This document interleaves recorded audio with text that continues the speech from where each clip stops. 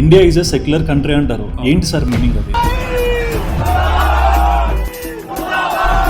Temple కానీ, mask కానీ, గురుద్వారా కానీ బై డిఫాల్ట్ అవి రిలీజియస్ ప్లేస్లో వెళ్ళి సెక్యులరిజం వెతుక్కోవడం అనేది తప్పు. ఇప్పుడు మన దేశంలో ఎంతమంది హైయెస్ట్ కమ్యూనిటీ రిలీజన్ వాళ్ళు ఉన్నారో వాళ్ళకి తగినట్టుగా ఒక ప్రాపగండా ఉంటే బాగుంటుంది కదా. మైనారిటీ కమ్యూనిటీస్ ఒక స్వభావం ఎలా ఉంటుంది? మన హోలీ జరిగింది కదా సార్, ఏదో వాటర్ స్పార్కిల్ అయిందని చెప్పి విపరీతంగా కొట్టి చంపడం అంటే, నేను ఏ రిలీజన్కి విరుద్ధంగా మాట్లాడుతున్నాను, నేను ఓవరాల్గా ఏమంటాను. బట్ అదర్ ఎండ్ లో చూసుకుంటే మీరు బంగ్లాదేశ్లో హిందూస్ చచ్చిపోయారని చెప్పారు కదా సార్. ఒక ఇరాన్లో జరిగితే ప్రతి ఒక్క ముస్లిమ్స్ లేకుంటే కొంతమంది బయటకు వచ్చి ఆ సోషల్ మీడియాలో వైరల్ చూస్తున్నాం. బట్ హిందువుల కమ్యూనిటీ కానీ అంటే యునైటెడ్ స్వభావం కానీ ఎందుకు రావట్లేదు? ఇంటి పక్కన కూడా జరిగితే మన వాళ్ళు తలుపుల లోపల నుంచి పెట్టారు. Because you do not want to be part of any control. Sir ఢిల్లీలో జరిగింది, మీరు అన్నట్టుగా అబ్బాయిది జరిగింది, ఎక్కడ నిరసన జరిగింది? ఫైనాన్షియల్ ట్రాప్స్ కానీ, కొంతమందిని ఏదన్నా అంటే ఒకరిని ఒప్పించడానికి హనీ ట్రాప్స్ ఇట్లాంటివి యూజ్ చేస్తారు. ఆర్మీలో ఒక స్టేట్మెంట్ ఉంటుంది, intelligence of the army is shared on need to know basis. Okay. And అందులో ఇంకో విషయం ఏంటంటే మనకి ఒకటి క్షమాభావన, ఇంకోటి ఓపిక చాలా ఎక్కువ ఉన్నాయి sir. Okay. And that is the strength of Hindu. ఇప్పుడు కూడా హిందూస్, ముస్లిమ్స్, సిఖ్స్, క్రిస్టియన్స్ అందరూ కలిసిమెలిసే ఉంటున్నారు. లేదంటే మనం కూడా వెస్ట్ లాగా కొట్టుకొని చచ్చిపోతాం. దురంధర్ మూవీ ఒకటి చూసాం సార్, అందులో ఒక స్టేట్మెంట్ ఉంటుంది, మన స్పై ఏజెంటే చెప్తారు, మన ఇండియాకి శత్రువు ఫస్ట్ ఎవరో కాదు, మన ఇండియన్సే సెకండ్ వస్తారు పాకిస్తాన్ వాళ్ళు అని చెప్తారు. సో ఈ రా ఏజెంట్స్ ఆర్ స్పై ఏజెంట్స్ వీళ్ళ లైఫ్ స్టైల్ ఎలా ఉంటుంది? ఒక హోటల్లో మేబీ మీ ముందే కూర్చొని చాయ్, ఉస్మానియా బిస్కెట్ తాగుతున్నాడు, తింటున్నాడు. అసలు మనకు తెలియదు వాడు రా ఏజెంట్. వాడు సరౌండింగ్స్ లో మర్జ్ అయిపోతాడు. ఈ మనిషి రా ఏజెంట్ అన్న క్లారిటీ మనకు రాదు. దే విల్ మెయింటైన్ ఎక్స్ట్రీమ్ లో ప్రొఫైల్. ఈ వాటర్ గ్లాస్ మీరు ఇచ్చారు, ఈ కప్పు పైన ఉంది అంటే ఒక సిగ్నల్, అదే రా ఏజెంట్. ఈ మూత తీసేసి నేను ఇక్కడ పెట్టాను అంటే అదొక మెసేజ్. అది ఎవరికి ఎప్పుడు ఎవరైనా మధ్యలో చనిపోతే there is always a back. ఒకప్పుడు ఎక్స్పీఎంఏ మన రా ఏజెంట్స్ని కంట్రోల్ చేసి కొన్ని రూల్స్ అండ్ రెస్ట్రిక్షన్స్ పెట్టి వాళ్ళని కొన్ని చోట్లకి పంపించకుండా ఆపేశారని విన్నాను. మీరు చెప్తుంది మొరార్జీ దేశాయ్ గారు. Morarji Desai was operation blue star. ఒక క్యారెక్టర్ వస్తారు సార్, జర్నైల్ సింగ్ బింద్రావల్. ఆయన అప్పట్లో he can directly call Indira Gandhi and gnani jail. Purpose అయిపోయిన తర్వాత, కాంగ్రెస్ వచ్చేసిన తర్వాత జర్నైల్ సింగ్ బింద్రావాలని కొంచెం లూజ్ హ్యాండిల్. మరి గోల్డెన్ టెంపుల్ అంటే ఒక డివోషనల్ ప్లేస్ లో అలా మిలిటరీస్ వాళ్ళని పంపించి లోపల దాడి చేపించి, so they entered the golden temple premises with boots. So అది సిక్ సెంటిమెంట్ ని బాగా హర్ట్ చేసింది, చాలా మందిని చంపారు. కానీ ఒక మనిషిని మనం హత్యార్, ఒక వెపన్ ఇచ్చిన తర్వాత దీన్ని కాల్చొద్దు అంటే ఆ మనిషి. అండ్ ఇందిరాగాంధీని చంపేసింది ఎవరైతే 2 సిక్ బాడీ గార్డ్స్ ఉన్నారో, they told the same thing, మా సెంటిమెంట్ ని నువ్వు హర్ట్ చేసావు, నేను మేము చంపేసాం. సో అందుకే అంటారు, once you create a monster, the monster cannot be controlled. In one of the pseudo operations, one of my seniors, he got so many kills for us. He made a mistake. In the night, some party within the terrorist camp, he came out standing urinate. Instant lo champesadu. So imagine.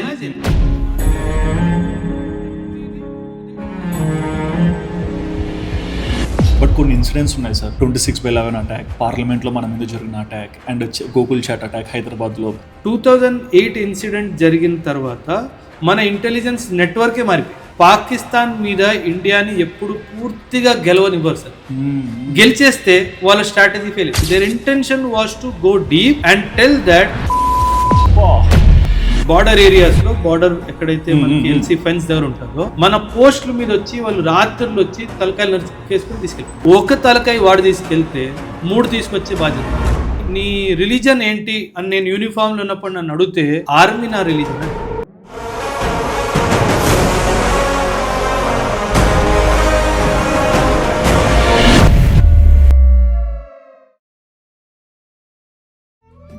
Telugu వారి number 1 choice, Telugu matrimony. Hi sir. Good morning sir, and Jai Hind to all your viewers. Thank you so much sir. Sir బేసిక్గా last few days నుంచి society మొత్తం fluctuate అవుతుంది, and other ఎండ్లో past హిస్టరీలో జరిగిన కొన్ని incidents కూడా దీనికి కనెక్ట్ చేసుకొని చూస్తున్నాను. నాకు ఏది అర్థం కావట్లేదు sir. First thing, last 3 days నుంచి సార్ నేను ఒక మెంటల్ ట్రామాకు గురయ్యాను. దాని గురించి అడిగే ముందు నాకు ఒక క్వశ్చన్కి ఆన్సర్ కావాలి sir. India is a secular country అంటారు, ఏంటి సార్ మీనింగ్ అది? అంటే మనం రాజ్యాంగం పర్స్పెక్టివ్లో చూసుకుంటే ఆర్టికల్ 25 ఉంటుందంటే right to freedom of religion. every individual or every citizen of this country Hmm. has the freedom to practice, profess and propagate the religion of his choice. Okay. Profess అంటే నేను హిందూని అని ధైర్యంగా చెప్పుకోవడం, నేను ముస్లింని ఆర్ నేను సిఖ్ని, నేను క్రిస్టియన్ని అని ధైర్యంగా చెప్పుకునే అధికారం. ఓకే. ప్రొఫెస్. Hmm. ప్రాక్టీస్, నేను దేన్నైతే నమ్ముతానో దాన్ని ప్రాక్టీస్ చేసుకునే హక్కు కూడా నాకు ఉంది, రాజ్యాంగం ఇచ్చింది. ఓకే. అండ్ మూడవది ప్రాపగేషన్. ఇక్కడ కాంట్రవర్సీ వస్తుంది సార్. ప్రాపగేషన్ అంటే ఏంటంటే స్ప్రెడ్ చేయడం. Hmm. It is about spreading the message of God, అవును. That is let the peace be on humanity. ఇది ప్రాపగేషన్ చేసుకునే హక్కు. ఓకే. అండ్ ఈ ప్రాపగేషన్ డైమెన్షన్లోనే మత మార్పుల అధికారం కూడా వస్తుంది. Hmm. For example sir, I'm born as a Sikh. Okay. Sir religion అంటే ఇప్పుడు ఏంటంటే సార్, జనరల్లీ రిలీజన్ మనకి ఎలా వస్తుంది, మనం ఏ ఇంట్లో పుట్టామో దాన్ని బట్టి రిలీజన్ వస్తుంది. అవును. నేను హిందూ ఇంట్లో పుడితే బై న్యాచురల్ నేను కూడా హిందూ అవుతాను. Hmm. నేను ముస్లిం ఇంట్లో పుడితే నేను ముస్లిం అవుతాను. కానీ మన రాజ్యాంగం ఏమంటుందంటే ఫ్రీడమ్ ఆఫ్ కాన్సైన్స్ అంటారు. ఓకే. ఫ్రీడమ్ ఆఫ్ కాన్సైన్స్ అంటే నేను యాజ్ ఐ గ్రో, నేను ఎదుగుతున్నా కొద్దీ Hmm. దేవుడు అంటే ఏంటి నాకు ఐడియా ఎక్కడ వస్తుంది, నేను ఎక్కడ కనెక్ట్ అవుతున్నాను. Hmm. నేను హిందూలో బాన్ అయ్యి క్రిస్టియానిటీలో నాకు దేవుడు ఐడియా ఆఫ్ గాడ్ నాకు క్లియర్గా అర్థమవుతుంది అంటే Hmm. నాకు హిందూయిజం నుంచి క్రిస్టియానిటీకి మారిపోయే అధికారం నాకు ఇచ్చింది. ఓకే. సో మన సెక్యులరిజం ఒక ఇండివిజువల్ని, ఇండియన్ సిటిజన్ని తనకి నచ్చిన రిలీజన్ని ఫాలో అయ్యే స్వేచ్ఛని ఇచ్చింది సార్. దాన్ని సెక్యులరిజం అంటారు. అండ్ ఈ రిలీజియస్ ప్రాక్టీసెస్లో, ఎనీ టైప్ ఆఫ్ రిలీజియస్ ప్రాక్టీసెస్లో స్టేట్ అంటే గవర్నమెంట్ ఏ విధంగా కూడా కలగ చేసుకోదు. ఓకే. Only Hmm. అది ఎప్పుడు కలగ చేసుకోగలుగుతుంది, ఎప్పుడైనా మొరాలిటీ దెబ్బతింటే, లేదా పబ్లిక్ ఆర్డర్కి ఏమైనా డిస్టర్బెన్స్ వస్తే, నేషనల్ సెక్యూరిటీకి ఏమైనా డిస్టర్బెన్స్ వస్తే అప్పుడు ఖచ్చితంగా గవర్నమెంట్ ఇంటర్వ్యూన్ అయ్యే అధికారం గవర్నమెంట్. కానీ ప్రాబ్లం ఎక్కడ వస్తుందంటే మనం సెక్యులరిజంని గుడి కాంపౌండ్లో వెతకడానికి ట్రై చేస్తాం. Hmm. అది తప్పు. బికాజ్ టెంపుల్ కానీ, మాస్క్ కానీ, గురుద్వారా కానీ బై డిఫాల్ట్ అవి రిలీజియస్ ప్లేసెస్. అవును. రిలీజియస్ ప్లేస్లో వెళ్ళి సెక్యులరిజం వెతుక్కోవడం అనేది తప్పు. అండ్ బేసిక్గా మనం ఒకటి చూస్తాం సార్, అంటే ఇప్పుడు మన దేశంలోనే ఒకరు సీఎంఓ, పిఎంఓ, ఎమ్మెల్యే అవ్వాలనుకున్న హైయెస్ట్ మెజారిటీ ఓట్స్ పడిన వాళ్ళు అవుతారు కదా సార్. అవును. బట్ అదర్ ఎండ్లో ఇప్పుడు మన దేశంలో ఎంతమంది హైయెస్ట్ కమ్యూనిటీ రిలీజన్ వాళ్ళు ఉన్నారో వాళ్ళకి తగినట్టుగా ఒక ప్రాపగండా ఉంటే బాగుంటుంది కదా. Democracy is always run by majority sir. అవును. మీరు అన్నట్టుగా మనం ఫాలో అయ్యేది first past the post system. Hmm. ఒక 100 మంది ఓటేయడానికి వస్తే 51 ఓట్లు ఎవరికైతే వచ్చాడో వాడే గెలుస్తాడు సార్. Hmm. ఆ రిలీజన్ పక్కన పెట్టండి. So majority, democracy is all about majority. Okay. And because India is predominantly Hindu majority country, at least ఇప్పుడు Hmm. It is a Hindu majority country కాబట్టి we see more Hindu leaders coming as the prime ministers and మీరు అన్నట్టుగా chief ministers and all. Hmm. కానీ minority community, like నేను కూడా ఒక మైనారిటీకే చెందినవాడు సార్. Sikh is a minority community, Muslim is a minority community, Jains, Christians వీళ్ళందరూ మైనారిటీ కమ్యూనిటీస్. మైనారిటీ కమ్యూనిటీస్ ఒక స్వభావం ఎలా ఉంటుందంటే because numbers are less, Hmm. ఆ నంబర్స్ తక్కువ ఉండడం వల్ల వాళ్ళకి ఐకమత్యం చాలా స్ట్రాంగ్గా ఉంటుంది. బికాజ్ వాళ్ళు మెజారిటీని ఎలా చూస్తారంటే వీళ్ళు మనల్ని ప్రెస్ చేయడానికి ప్రయత్నిస్తున్నారు, Hmm. మనం అందరం కలిసి ఉంటే మనల్ని ఎవరు టచ్ చేయలేరు. ఓకే. సో ఆ డైమెన్షన్ వల్ల వాళ్ళకి బాండింగ్ చాలా స్ట్రాంగ్గా ఉంటుంది. అది మంచిదే ఒక విధంగా సార్, అందరూ కలిసిమెలిసి ఉండాలి, రైట్? Hmm. సో ఆ బాండింగ్ వల్లనే వాళ్ళకి చాలా మంచి బాండింగ్ వస్తుంది. సో ఒక డైమెన్షన్ మనం ఏం అర్థం చేసుకోవాలి అంటే ఇప్పుడున్న కండిషన్స్ ఎలా ఉన్నాయి అంటే ఏ ఒక్క చిన్న ఇన్సిడెంట్ ఎలా స్పాట్ అవుట్ అవుతుందో ఎవరికీ తెలియదు సార్. మొన్న హోలీ జరిగింది కదా సార్, దానికి ఒక కమ్యూనిటీ వాళ్ళు కలర్స్ అమ్మారు. కమ్యూనిటీ ఎందుకు సార్, ముస్లిం వాళ్ళు కలర్స్ అమ్ముతారు, అందరూ అమ్ముతారు. సార్ బట్ ఏదో వాటర్ స్పార్కిల్ అయిందని చెప్పి ఇంటి మీద పడి, ఇంటి బయట చూడ్డానికి వచ్చిన వ్యక్తి మీద పడి విపరీతంగా కొట్టి చంపడం అంటే, అంటే మన దేశం, మన నేల, మన గాలి, మనం ఓటేయాలి ఇన్ని పెట్టుకున్న వాళ్ళు మన మనిషి అని ఎందుకు ఆలోచించట్లేదు? అంటే సార్ ఏమవుతుందంటే కొందరు ఫెనటిక్స్ ఉంటారు సార్. ఫెనటిక్స్ అంటే ఇంకా వాళ్ళకి వాళ్ళ ఆలోచనలో కానీ ప్రవర్తనలో కానీ బ్రేక్ ఎక్కడ అప్లై చేయాలో తెలియని వాళ్ళు ఉంటారు. అంటే అందులో ఆడవాళ్ళు కూడా ఉన్నారు కదా సార్, ఉంటారు. వాళ్ళకు కూడా ఉంటారు, ఖచ్చితంగా ఉంటారు. సి దట్స్ వాట్ నేను ఏ రిలీజన్కి విరుద్ధంగా మాట్లాడుతాను సార్. నేను ఓవరాల్గా ఏమంటాను అంటే ఏ సిటిజన్ అయినా సరే, హిందూ అయినా సరే, ముస్లిం అయినా సరే, క్రిస్టియన్, సిక్ అయినా సరే, you should know when to apply the break. అంటే నీ తప్పు కాకపోయినా ఆ సిచ్యువేషన్ని కంట్రోల్ చేయాలి అనే ఉద్దేశంతో నీ తప్పు లేకపోయినా ఆ సిచ్యువేషన్లో సారీ భయ్యా నేను చూసుకోలేదు, బై మిస్టేక్ జరిగింది. So definitely opposite party realise అవుతాడు, అరే తప్పు మనంగా చేసాము, అన్యాయంగా ఆయనతో సారీ చెప్పించామన్న రియలైజేషన్ వాడికి వస్తుంది. నీకు తను వచ్చి సారీ చెప్పకపోవచ్చు కానీ ఖచ్చితంగా రియలైజ్ అవుతాడు, ఎందుకంటే కాన్షియస్నెస్ మన అందరికీ ఉంటుంది సార్. మనం దాన్ని చంపేసి మన ప్రవర్తనలో అలా దిగుతాం సార్. మనిషిని చంపడం అంటే ఎంత ఎక్స్ట్రీమ్ పారామీటర్ వరకు వెళ్ళింటారు సార్. ఇప్పుడు బంగ్లాదేశ్లో ఎంతమంది హిందూ అబ్బాయిల్ని ఎంత అక్రమంగా చంపేశారో మనం చూసాం సార్. ఏమవుతుందంటే ఒక మాబ్ మెంటాలిటీలోకి వెళ్ళిపోతే మన మైండ్ మన కంట్రోల్లో ఉండదు సార్. ఓకే, బట్ ఇప్పుడు ఇరాన్ చూస్తున్నారు సార్. ఇరాన్లో వాళ్ళ లీడర్ చనిపోయారు. సో ఇదంతా ఇరాన్ కంట్రీకి సంబంధించింది. కానీ ఇండియాలో ప్రొటెస్ట్ చేస్తారు, ఇండియాలో వేరే కంట్రీ ఫ్లాగ్స్ని తీసుకొచ్చి బయట తిప్పుతుంటారు. అంటే ఇప్పుడు ఎగ్జాంపుల్ నేను ఒకసారి చైనా విజిట్ చేసినప్పుడు అక్కడ కంట్రీ ఫ్లాగ్ని ఇట్లా జొరిపాను సార్ టేబుల్ మీద. తమ్ముడు ఫ్లాగ్ని జాగ్రత్తగా జొరుపు, వాళ్ళు చూస్తే ఫీల్ అవుతారు అన్నారు. ఒక ఫ్లాగ్ని వాళ్ళు ఎలా ఫీల్ అవుతారు అనేది విజిటర్గా మనమే అంత సెన్స్ అవ్వాలని చెప్తున్నారు. మరి మన కంట్రీలో ఉండి వేరే కంట్రీ ఫ్లాగ్స్ని ఇట్లా ఊపుకుంటూ పోవడము, దాని గురించి సలాంలు కొట్టడం ఏంటి సార్ అది? సార్ అంటే my point is not to raise any controversy, but నేను ఒక ఫ్యాక్ట్ మీకు చెప్తాను. చెప్పండి.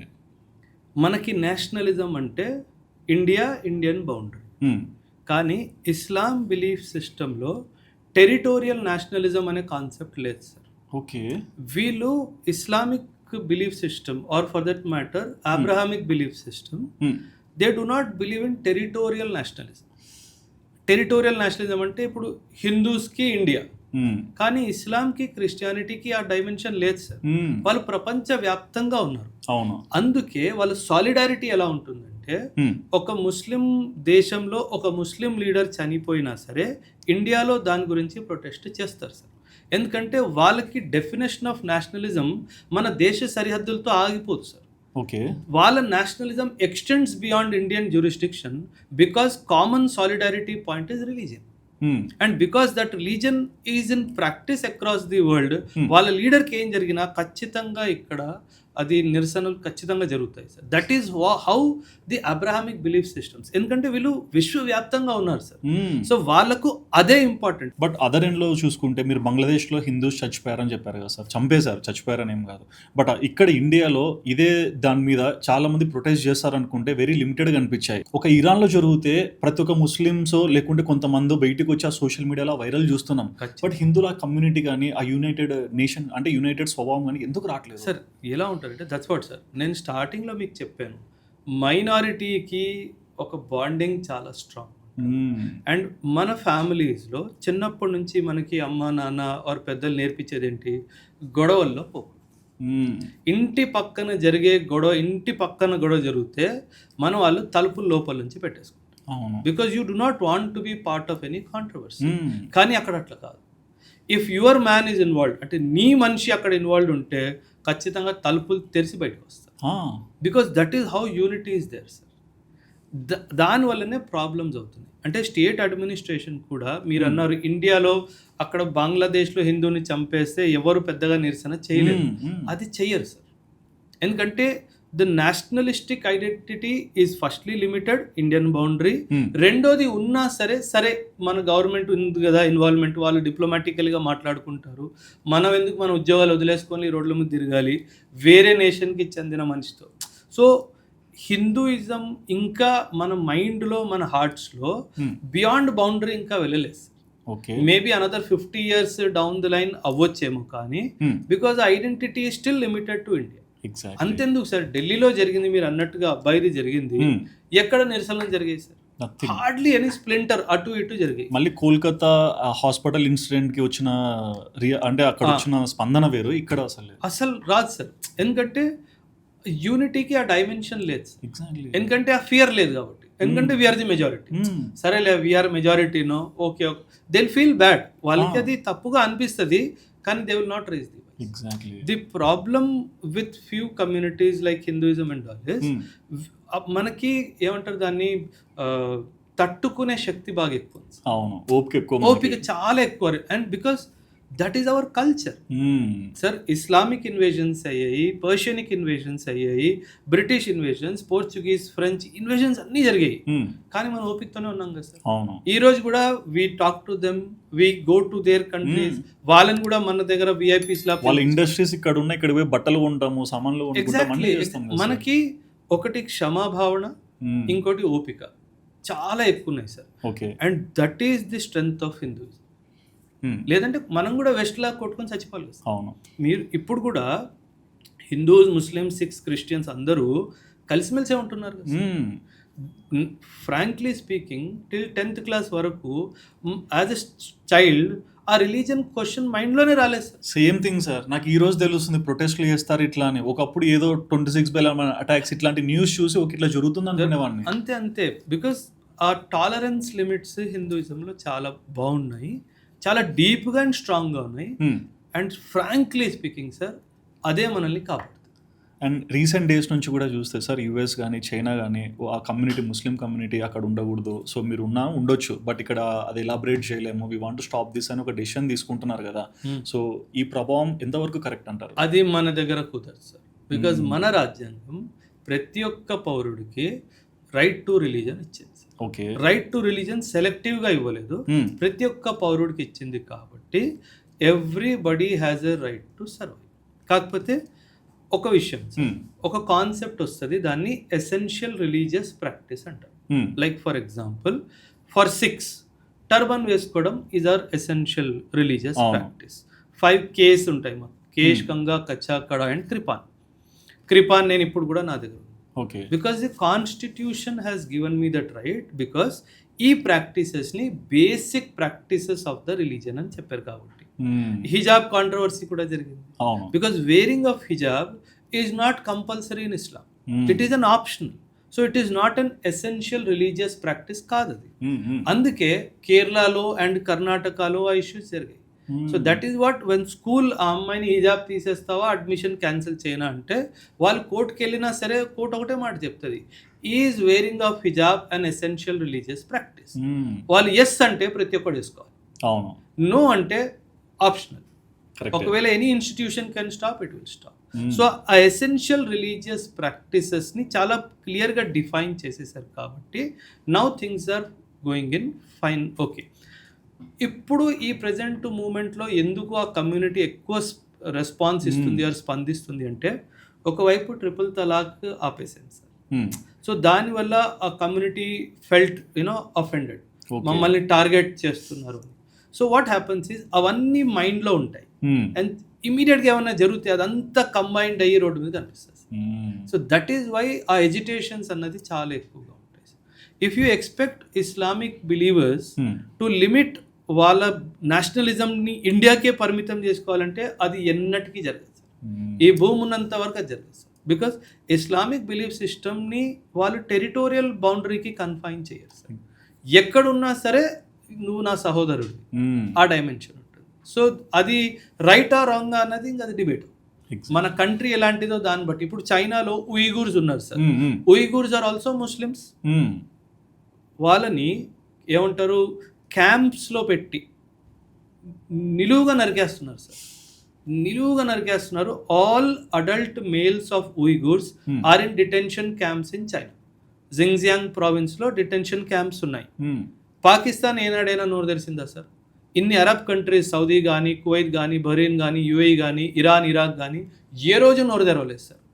సో కాశ్మీర్లో చిన్న ఇష్యూ జరిగితే పెద్ద తమాషా అవుతుంది, అక్కడ నిలువుగా చంపేస్తున్నారు. అండ్ ఎవ్రీ అడల్ట్, మెయిన్ అడల్ట్ని తీసుకెళ్ళి వాళ్ళు ఫ్యూచర్గా వాళ్ళకి పిల్లలు రాకుండా అన్ని ఆపరేషన్స్ చేసేస్తున్నారు సార్. అంటే ఏంటి, ఇక్కడ ఒక ఎథనిక్ క్లెన్జింగ్ నడుస్తుంది చైనాలో. కానీ ఎవరైనా నోరు తెరుస్తున్నారా? Because China is not a democratic. And బయట నుంచి ఎవరైనా నోరు తెరిస్తే చైనా డబ్బులు ఇవ్వడం ఆపేస్తుంది. అంతే సార్. సో రిలీజియన్ ప్రొటెక్ట్ చేయాలి అన్న ఒక భావన ఏదైతే ఉందో ఇస్లామిక్ వరల్డ్లో, డబ్బు విషయంలో వచ్చి అయిపోతుంది, కంట్రోల్ విషయంలో వచ్చి అయిపోతుంది. అదే ఇండియాలో కాశ్మీర్లో హ్యూమన్ రైట్స్ గురించి మాట్లాడతారు. But what happen to human rights of the Uyghur Muslims? Nobody is talking about it. So this is how geopolitics will also play. But చాలా అర్థం చేసుకోవాలి సార్, చాలా డీప్ సార్. ఉయిగూర్స్ మీద అమెరికా కూడా statement ఇవ్వచ్చు sir. ఇవ్వదు. Because they are doing very clinically sir. అసలు ఎవ్వరు ప్రశ్నించడానికి లేదు. ఒక జైల్ ఇన్మేట్స్ ప్రిజన్లో ఎలా ఉంటారో వాళ్ళని అలా ఉంచి మహిళల్ని పురుషుల్ని సెపరేట్ చేసేసి మహిళల కన్వర్షన్, పురుషుల్ని ఫ్యూచర్లో పిల్లలు రాకుండా ఆపరేషన్స్ చేసి they are releasing. So that ఒక విధంగా ఎథనిక్ క్లెన్జింగ్ అంటే ఈ రిలీజన్కి ఈ ఎథనిక్ జెనెటిక్ కోడింగ్లో పుట్టిన వాళ్ళు ఇంకా నెక్స్ట్ జనరేషన్ చూడడానికి. అండ్ మీరు ఇది చెప్పినప్పుడు ఆ కంట్రీ తీసుకున్న స్టాండ్, ఆ కంట్రీ వాళ్ళు వాళ్ళకి ఇచ్చే సపోర్ట్ ప్రాపర్గా కనిపిస్తున్నాయి. బట్ దురంధర్ మూవీ ఒకటి చూసాం సార్, అందులో ఒక స్టేట్మెంట్ ఉంటుంది, మన స్పై ఏజెంటే చెప్తారు ఫ్లైట్లో అందరు హైజాక్ చేసినప్పుడు మన ఇండియాకి శత్రువు ఫస్ట్ ఎవరో కాదు, మన ఇండియన్సే, సెకండ్ వస్తారు పాకిస్తాన్ వాళ్ళు అని చెప్తారు. సో ఈ స్టేట్మెంట్కి మీరు ఇచ్చే ఆన్సర్ ఏంటి sir? Simple sir. India is a democratic country. మనది రాజ్యాంగం సార్. రాజ్యాంగం ప్రకారంగా అన్నీ నడుస్తాయి. డెమోక్రసీకి most important aspect right to dissent. అంటే నాకు నచ్చనిది నాకు నచ్చలేదు అని చెప్పే హక్కు. So it is a social contract between the government and the people that you have a right to question the government. ఇండియాలో, చైనాలో అలా లేదు సార్. చైనాలో సోషల్ కాంట్రాక్ట్ ఏంటంటే గవర్నమెంట్ ఏమంటుంది, నీకు ఇల్లు ఇస్తాను, నీకు ఎడ్యుకేషన్ ఇస్తాను, హెల్త్ ఇస్తాను, ఎంప్లాయ్మెంట్ ఇస్తాను, అన్నీ నేను ఇస్తాను, నేను ఏం చేస్తున్నానో ప్రశ్నించే హక్కు నీకు లేదు. Okay. So there is a social contract in China which is different and social contract in India is different. అందుకే మీరు అన్నట్టుగా దురంధర్ మూవీలో ఇండియాకి first enemies some times Indians are the first enemy. Exactly. And ఇదే మూవీలో ఇంకొక పార్ట్ చూసాం sir, అంటే ఒకప్పుడు మీరు చెప్పినట్లు ఏదైనా జరిగితే మనకు ఆ ఇన్సిడెంట్ బ్యాక్ ఎండ్ ఏంటో తెలియదు. లైక్ వైజ్ నేను డిమానిటైజేషన్ టైం చూసినప్పుడు కూడా ఎందుకు 100 రూపాయలు 500 రూపీస్ నోట్స్ అన్నీ క్యాన్సిల్ అయ్యాయి, మళ్ళీ కొత్తవి ఎందుకు తెచ్చారు, ఓకే బీజేపీ వచ్చినందుకు ఇలా చేస్తుందా అని నేను అలా ఊహించుకున్నాను. బట్ ఎప్పుడైతే నేను ఆ మూవీ చూసానో ఒక హై లెవెల్ ఇండియన్ పొలిటీషియనే మన కరెన్సీ ప్లేట్స్ అక్కడ ఇచ్చాడు, దాని ద్వారా అవన్నీ ప్రింటింగ్ చేస్తున్నారని చెప్పి చూపిస్తారు. సో దాన్ని ఏంటి సార్, అసలు ఏంటి అది, మనల్ని మనం ఏం చేసుకుంటున్నాం? No, that may not be true sir. Okay. Because first of all politician దగ్గర కరెన్సీ ప్లేట్స్ ఉండవు సార్. మన ఇండియాలో కరెన్సీ ప్రింట్ అయ్యేది 4 ప్లేసెస్లో. ఓకే. సాల్బోని వెస్ట్ బెంగాల్, మైసూర్, నాసిక్ అండ్ దేవాస్లో మధ్యప్రదేశ్. ఈ 4 ప్లేసెస్లో కరెన్సీ ప్రింట్ అవుతుంది. ఓకే. రైట్. దీనికి మించి ఇంకెక్కడ కరెన్సీ ప్రింట్ అవ్వదు. ఇందులో కొన్ని ఆర్బీఐ ఇన్స్టిట్యూషన్స్ ఉన్నాయి, కొన్ని గవర్నమెంట్ కంట్రోల్డ్ ఇన్స్టిట్యూషన్స్ ఉన్నాయి. అది గవర్నమెంట్ కంట్రోల్డ్ ఉన్నా సరే ఆ ప్లేట్స్కి ఒక పొలిటీషియన్కి యాక్సెస్ దొరకడం అనేది అసంభవం. కానీ సినిమా ఎందుకంటే డైరెక్టర్ హ్యాస్ సమ్ లిబర్టీ కాబట్టి అది ఇండియాకి ఎంతో ఎఫెక్ట్ చూపిస్తుంది. నేను చెప్తాను ఏమవుతుందంటే సార్, అర్లియర్ ఇంతకు ముందు మనం కరెన్సీ పేపర్ ఏదైతే ఉంటుందో అది ఇంపోర్ట్ చేసేవాళ్ళు.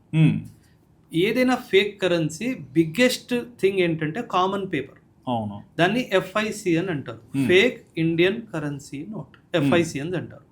మనం ఎక్కడి నుంచి అయితే పేపర్ కొనుక్కునే వాళ్ళమో పాకిస్తాన్ వాళ్ళు కూడా అక్కడి నుంచే పేపర్ కొనుక్కొని డూప్లికేసీ చేసేవాళ్ళు. ఓకే. రైట్. అందుకే మీరు అన్నట్టుగా బీజేపీ గవర్నమెంట్ కానీ లాస్ట్ 10 yearsలో మనం ఏం చేసామో పేపర్ ఇప్పుడు మనం ఇంపోర్ట్ చేయట్లేదు, మన దేశంలోనే మనం తయారు చేసుకుంటాం.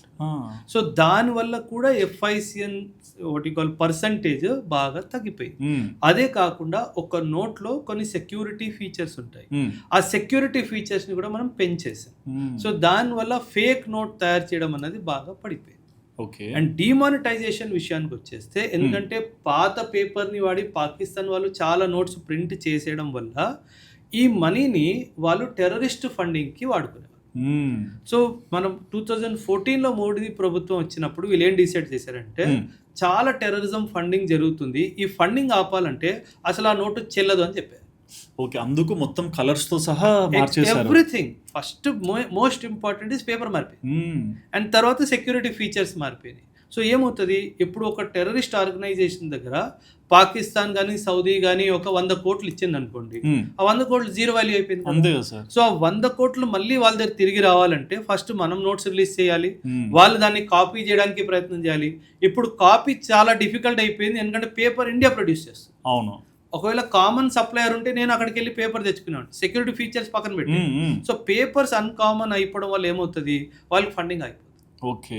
So that is where one of the intention, that was not the major intention, one of the intention was to stop terror financing using Indian currency. Sir economic terrorism గురించి చాలా వింటున్నాను సార్. అంటే ఈ ఫేక్ కరెన్సీ కంట్రీని ఎలా ప్రభావితం చేస్తుంది, and ఈ fake currency నుంచి వచ్చే మనీ ఏదైతే ఉందో అది స్పై ఏజెంట్స్కో లేకుంటే స్లీపర్ సెల్స్కో వాళ్ళు డొనేట్ చేసుకుంటారు అనేది విన్నాను. అవును. సో ఇది ఏంటి సార్ థీమ్? సార్ ఇప్పుడు సింపుల్ సార్, ఏ ఒక్క ఎక్స్ట్రీమిజం, అది టెర్రరిజం అవ్వనివ్వండి, అది లెఫ్ట్ వింగ్ ఎక్స్ట్రీమిజం నక్సలిజం అవ్వనివ్వండి, ఆర్ నార్త్ ఈస్ట్ ఇన్సర్జెన్సీ, ఏ ఒక్క ఎక్స్ట్రీమిస్ట్ యాక్టివిటీకి కావాల్సింది ముఖ్యంగా రెండు సార్. ఓకే. ఒకటి ఐడియాలజీ, రెండవది డబ్బు. ఐడియాలజీ, పాకిస్తాన్ ఐడియాలజీ ఏంటి? ఇండియాలో టెర్రరిజం చేయాలి. అవును. అందుకే దాన్ని ఏమంటారు? State sponsored terrorism. Ideology provided by Pakistan. Now coming to డబ్బు. పాకిస్తాన్ వాళ్ళ డబ్బులు ఇండియాలో చెల్లవు. సో వాళ్ళు ఏం చేయాలి? ఇండియా డబ్బునైనా తయారు చేసుకోవాలి, లేదా ఫారిన్ ఫండింగ్ తెప్పించుకొని ఇండియన్ కరెన్సీలో కన్వర్ట్ చేసుకోవాలి. సో అది అఫీషియల్ రూట్ అయిపోతుంది. అవును. సో అక్కడ ఫారిన్ ఫండింగ్ ముఖ్యంగా సౌదీ అరేబియా లాంటి దేశాల నుంచి వచ్చాయి. వీళ్ళు ఎలా అంటే పాకిస్తాన్ వాళ్ళు జిహాద్ పేరు మీద డబ్బులు తెప్పించుకునేవారు. సో దీన్ని మనము ఎకనామిక్ టెర్రరిజం అంటారు. ఓకే. సో గత 10-15 సంవత్సరాలుగా మన దేశం, మన్మోహన్ సింగ్ గారు కానీ మోదీ గారు కానీ ఉన్న హయాం నుంచి మనము వాళ్ళకు వచ్చే డబ్బు దారిని మనం కట్ చేయడం స్టార్ట్ చేస్తాం. అందుకే ఇప్పుడు ఈరోజు నక్సలిజం అంత పెద్దగా మీకు కనిపించదు. ఈరోజు టెర్రరిస్ట్ యాక్టివిటీస్ కూడా 6 నెలలకు ఒకసారి, సంవత్సరానికి ఒకసారి జరుగుతున్నాయి. మీరు అదే 2001-2002 నుంచి మీరు 2010-11 వరకు చూసుకుంటే ఒక్కదాని తర్వాత ఒక ఈవెంట్, ఒక్కదాని తర్వాత ఒక ఈవెంట్. ఎందుకు అయ్యింది? డబ్బు సప్లై మనం ఆపలేకపోతున్నాం కాబట్టి. సో ఆ సోర్స్ ఆపాలి. జయశంకర్ గారు కూడా అన్నారు, టెర్రరిజం ఆగాలి అంటే వాళ్ళకి అందించే డబ్బు వ్యవస్థ ఆగాలి. సో అందుకే prevention of money laundering act, ఈ national investigation agency, UAPA act, ఇవన్నీ మనం తీసుకొచ్చి దీన్ని ఆపడానికి ట్రై చేస్తున్నాం సార్. బట్ ఒకవేళ ఈ డిమానిటైజేషన్ కనుక జరగకుంటే, ఆ డెసిషన్కి మన గవర్నమెంట్ ప్యానిక్ అయింటే ఈరోజు మన కంట్రీ ఎలాంటి క్రైసిస్లో ఉండేది? అంటే మనం టెర్రరిస్ట్ ఫండింగ్ని ఆపలేకపోయేవాళ్ళం. ఎందుకంటే మీరు అన్నట్టుగా ఒకవేళ ప్లేట్ వెళ్ళడం కూడా వాస్తవం అయిపోతే ఖచ్చితంగా sir it is all about printing మనీగా సార్. ఒక 2000 రూపాయల నోటు ప్రింట్ చేయడానికి 3 రూపాయలు ఖర్చు అవుతుంది, including the transport cost. So obviously 2000 రూపాయలు విలువ 2000 ఎందుకు? Because somebody has signed on that note saying దీని విలువ 2000 అని చెప్పేసి. కానీ ఒరిజినల్ దాని విలువ 2000 కాదు కదా సార్, 3 రూపాయలే కదా. So it is easier for them. వాళ్ళని డబ్బు ప్రింట్ చేసుకోవడం చాలా సులువు కదా సార్. అందుకే ఇప్పుడు 2000 రూపీస్ నోట్ కూడా మార్కెట్ నుంచి వెళ్ళిపోయింది. ఎందుకు వెళ్ళిపోయింది? 2000 రూపీస్ నోట్ ఫేక్ అయిపోతే ఇట్ ఈస్ వెరీ ఈజీ కదా. అవును. సో దాన్ని ఓన్లీ టెంపరీ టైం కోసం తీసుకొచ్చి అవసరం తీరిపోయిన తర్వాత తీసేసారు. అందుకే మీరు చూడండి, అమెరికాలో కూడా $100 ఇస్ ద మాక్సిమం కరెన్సీ. దాటదు. $100 ఎందుకంటే dollar is a very costly foreign exchange currency. So $100 అంటే మన దాంట్లో 8,000 రూపాయలు. సో ఇమాజిన్ ఒక నోటు విలువ 8,000 రూపాయలు. సో కరెన్సీ ఎప్పుడైనా సరే డినామినేషన్ని తక్కువగా పెడతారు, సో దట్ ఎవరైనా స్మగ్లింగ్ చేయాలన్నా సరే చాలా క్వాంటిటీలో చేయాల్సి వస్తుంది. సో అందుకే దాన్ని తగ్గడం జరుగుతుంది. అండ్ డిజిటల్గా రూపంలో మారడానికి కారణం కూడా ఇదే సార్. ఎందుకంటే డిజిటల్ రూపంలో మనం మారిపోతే ఏదైనా ట్రాక్ చేయొచ్చు. So that was the reason. అందుకే ఇప్పుడు టెర్రరిస్ట్ ఫండింగ్ చాలా మటుకు తగ్గిపోయింది. జరగట్లేదని నేను అనట్లేదు, ఖచ్చితంగా జరుగుతుంది. ఎందుకంటే పాకిస్తాన్ సర్వైవలే టెర్రరిజం ఇన్ ఇండియా. అవును. సో వాళ్ళు ఏదో ఒక మార్గంగా దీన్ని చేయడానికి ప్రయత్నిస్తారు. సో అది ఆగదు సార్. మనము ఇండియా, ఈ భూమి ఉన్నంత వరకు ఇండియా ఉంటుంది సార్. ఇండియా ఉన్నంత వరకు పాకిస్తాన్ వాడు ఇండియా మీద టెర్రరిజం చేస్తూనే ఉంటాడు. వాడు ఎప్పటికీ ఆగడు సార్, ఎందుకంటే అదే వాడి లక్ష్యం. అది ఆగదు, ఎప్పటికీ ఆగదు. అండ్ ఎక్కువగా వింటాం సార్, అంటే ఏజెన్సీస్ వాళ్ళు లైక్ ఫైనాన్షియల్ ట్రాప్స్ కానీ, కొంతమందిని ఏదన్నా అంటే ఒకరిని ఒప్పించడానికి హనీ ట్రాప్స్ ఇట్లాంటివి యూజ్ చేస్తారు, ఎంతవరకైనా వెళ్తారు అనేసి. సో మీరేమన్నా స్టోరీస్ వినింటారా ఇట్లా చేస్తారు? ఖచ్చితంగా సార్. ఇన్ఫ్యాక్ట్ యూనో ఆర్మీలో కానీ, ఎయిర్ ఫోర్స్లో కానీ, నేవీ, ఇండియా పర్స్పెక్టివ్ చెప్తాను సార్, చాలా ఇన్సిడెంట్స్ ఆఫ్ హనీ ట్రాపింగ్స్ ముందుకు వస్తాయి సార్. దీనివల్ల ఏమవుతుందంటే, ఒక ఆర్మీ పర్స్పెక్టివ్లో తీసుకుంటే మేబీ ఒక జవాన్ కానీ, ఒక జూనియర్ లెవెల్ ఆఫీసర్ కానీ, మిడిల్ లెవెల్ ఆఫీసర్ని కానీ ఒక అమ్మాయి రూపంలో కానీ, డబ్బు రూపంలో కానీ ట్రాప్ చేయడానికి ట్రై చేస్తారు సార్. ఓకే. కాకపోతే ఒక చిన్న అడ్వాంటేజ్ ఇక్కడ ఏంటంటే, ఆర్మీలో ఒక స్టేట్మెంట్ ఉంటుంది sir, intelligence of the army is shared on need to know basis. Need to know basis ఏంటంటే, నేను మేజర్గా రిటైర్ అయ్యాను, ఒక మేజర్కి ఎంత తెలియాలో నాకు అంతే తెలుస్తుంది, ఒక కర్నల్కి ఎంత తెలియాలో ఆయనకు అంతే తెలుస్తుంది, ఒక బ్రిగేడియర్కి ఎంత ఇన్ఫర్మేషన్ ఇవ్వాలో ఆయనకు అంతే తెలుస్తుంది.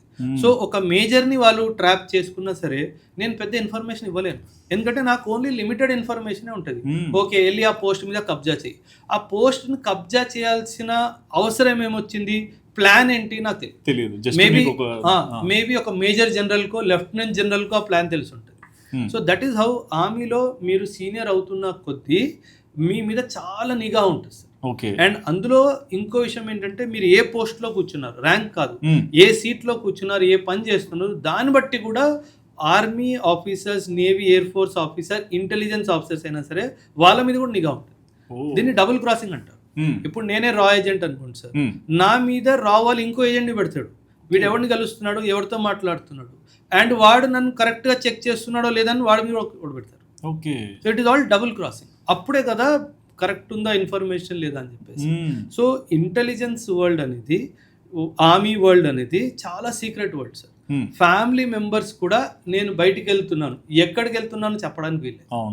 నువ్వు ఇది చెప్పేసావనుకోండి, నీ మీద కన్ను పెట్టినోడు పాలోడిని పంపిస్తాడు, వాడే వస్తాడు పాలోడు రూపంలో, ఏంటమ్మా సార్ కనిపించట్లేదంటే, సార్ ఆ ట్రైనింగ్కి వెళ్ళారు అని చెప్పేసింది అనుకోండి, నువ్వు చెప్పేసావు, then your cut. So you have to maintain extreme secrecy.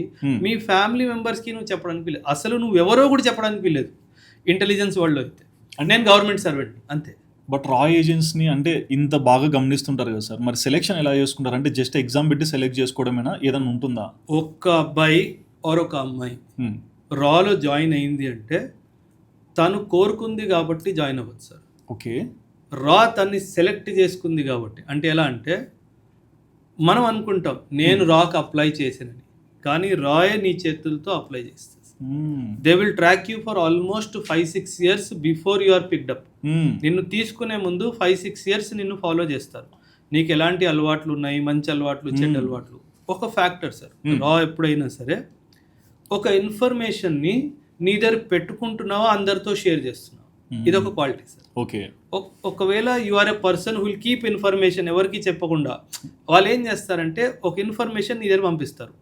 ఆ ఫ్రెండ్ సర్కిల్లో ఎన్ని రోజుల్లో ఆ ఇన్ఫర్మేషన్ బయటకు వస్తుందో దాన్ని బట్టి నీ నేచర్ ఏంటో తెలుసుకుంటారు సార్. ఓకే, ఆ ఫ్రెండ్ సర్కిల్ ద్వారాయే నీ దగ్గరకు వస్తుంది ఆ ఇన్ఫర్మేషన్. నువ్వు సెకండ్ థర్డ్ ఫ్రెండ్కి ఎప్పుడు వరకు చెప్తావు అన్నది, దాన్ని వి సే అంటే మనం మార్కెటింగ్లో కూడా మనం ఒక మెసేజ్ స్ప్రెడ్ చేస్తే, ఒక రూమర్ స్ప్రెడ్ చేస్తే ఆ రూమర్ తిరిగి నా దగ్గరికి ఎన్ని రోజుల్లో వస్తుందో చూస్తారు sir.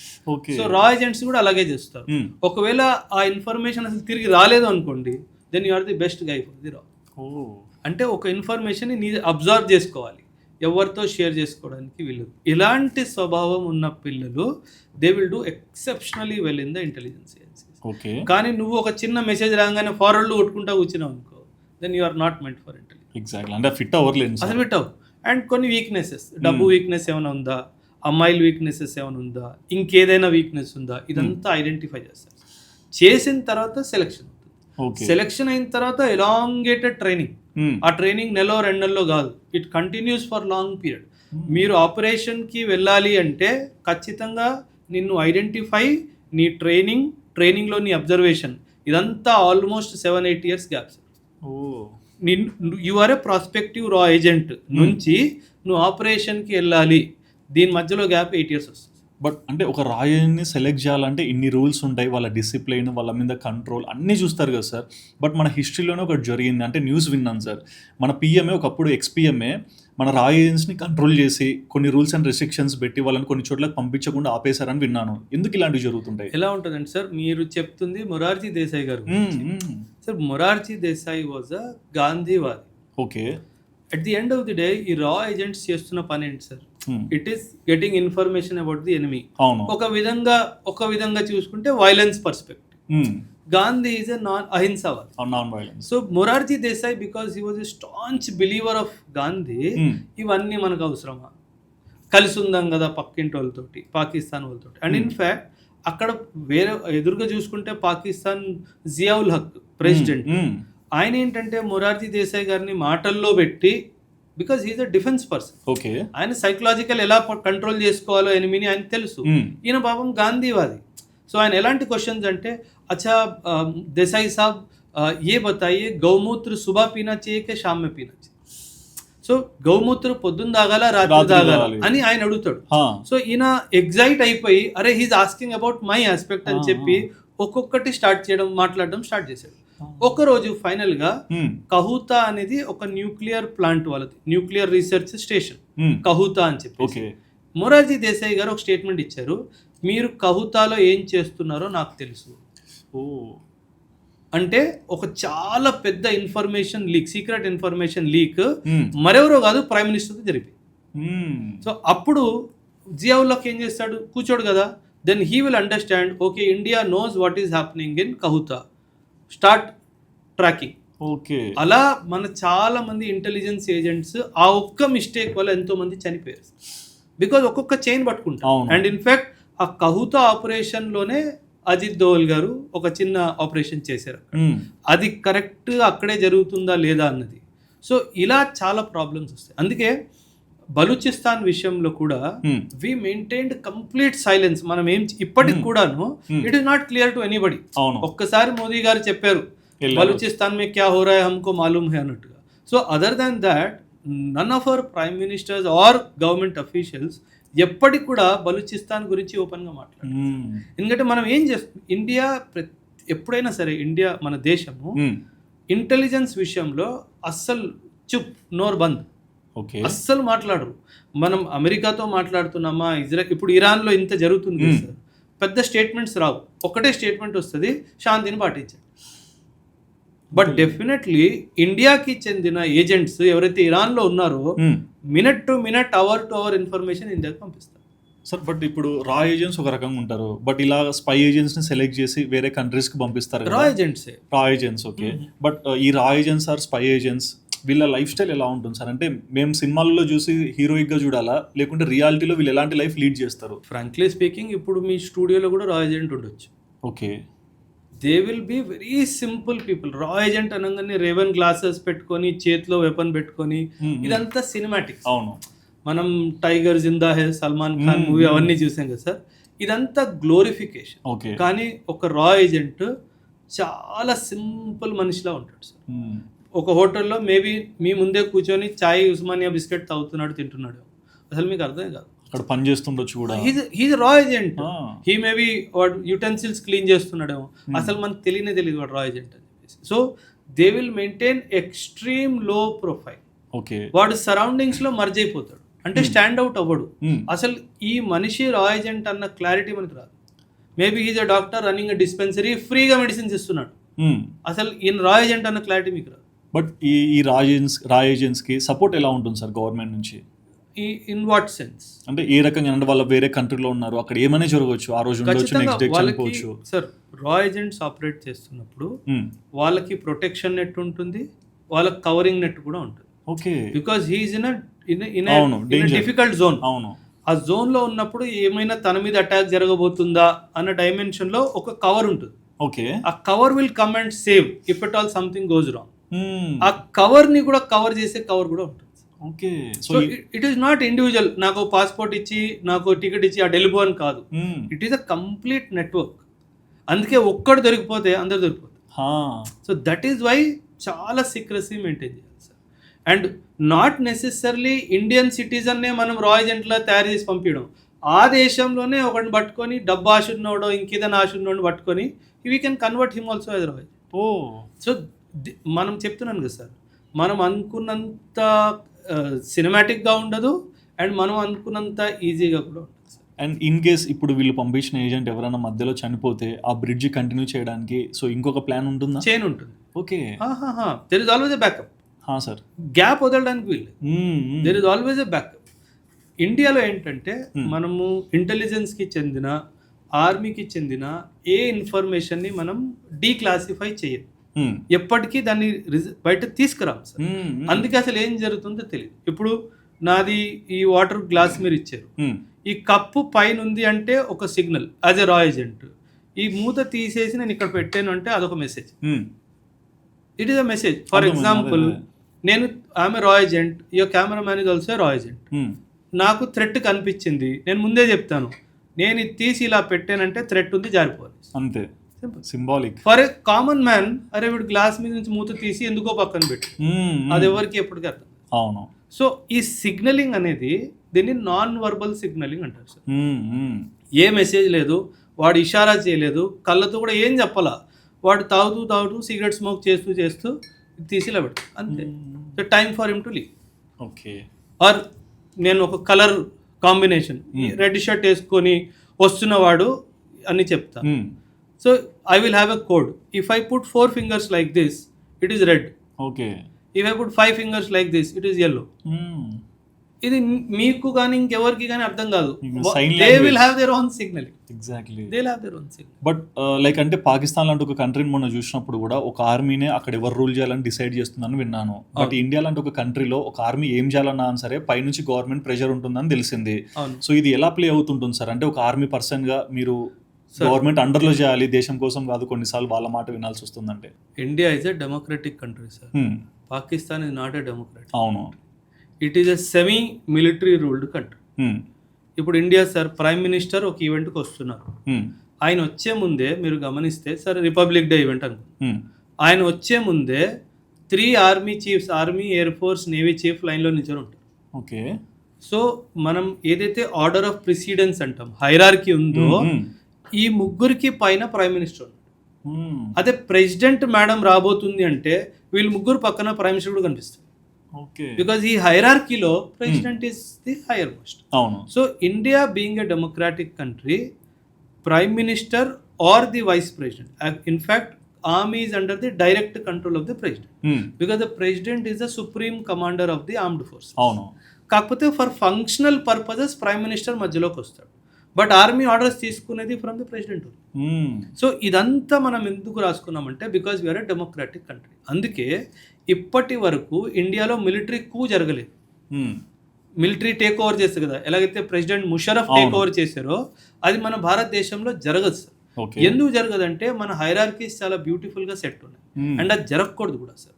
See if the army becomes not under control and if they go out of control then problem will start. So మనం ఎప్పుడు మన మిలిటరీన్స్ వాళ్ళు ఆర్మీ అంటే కంట్రోల్లో ఉంటారు, గవర్నమెంట్ ఎదిరించారు. అది ఒక చిన్న ఎగ్జాంపుల్ ద్వారా కూడా ఒక స్టోరీ ఉంది సార్ పాస్ట్లో, మీకు తెలిసే ఉంటుంది, operation blue star.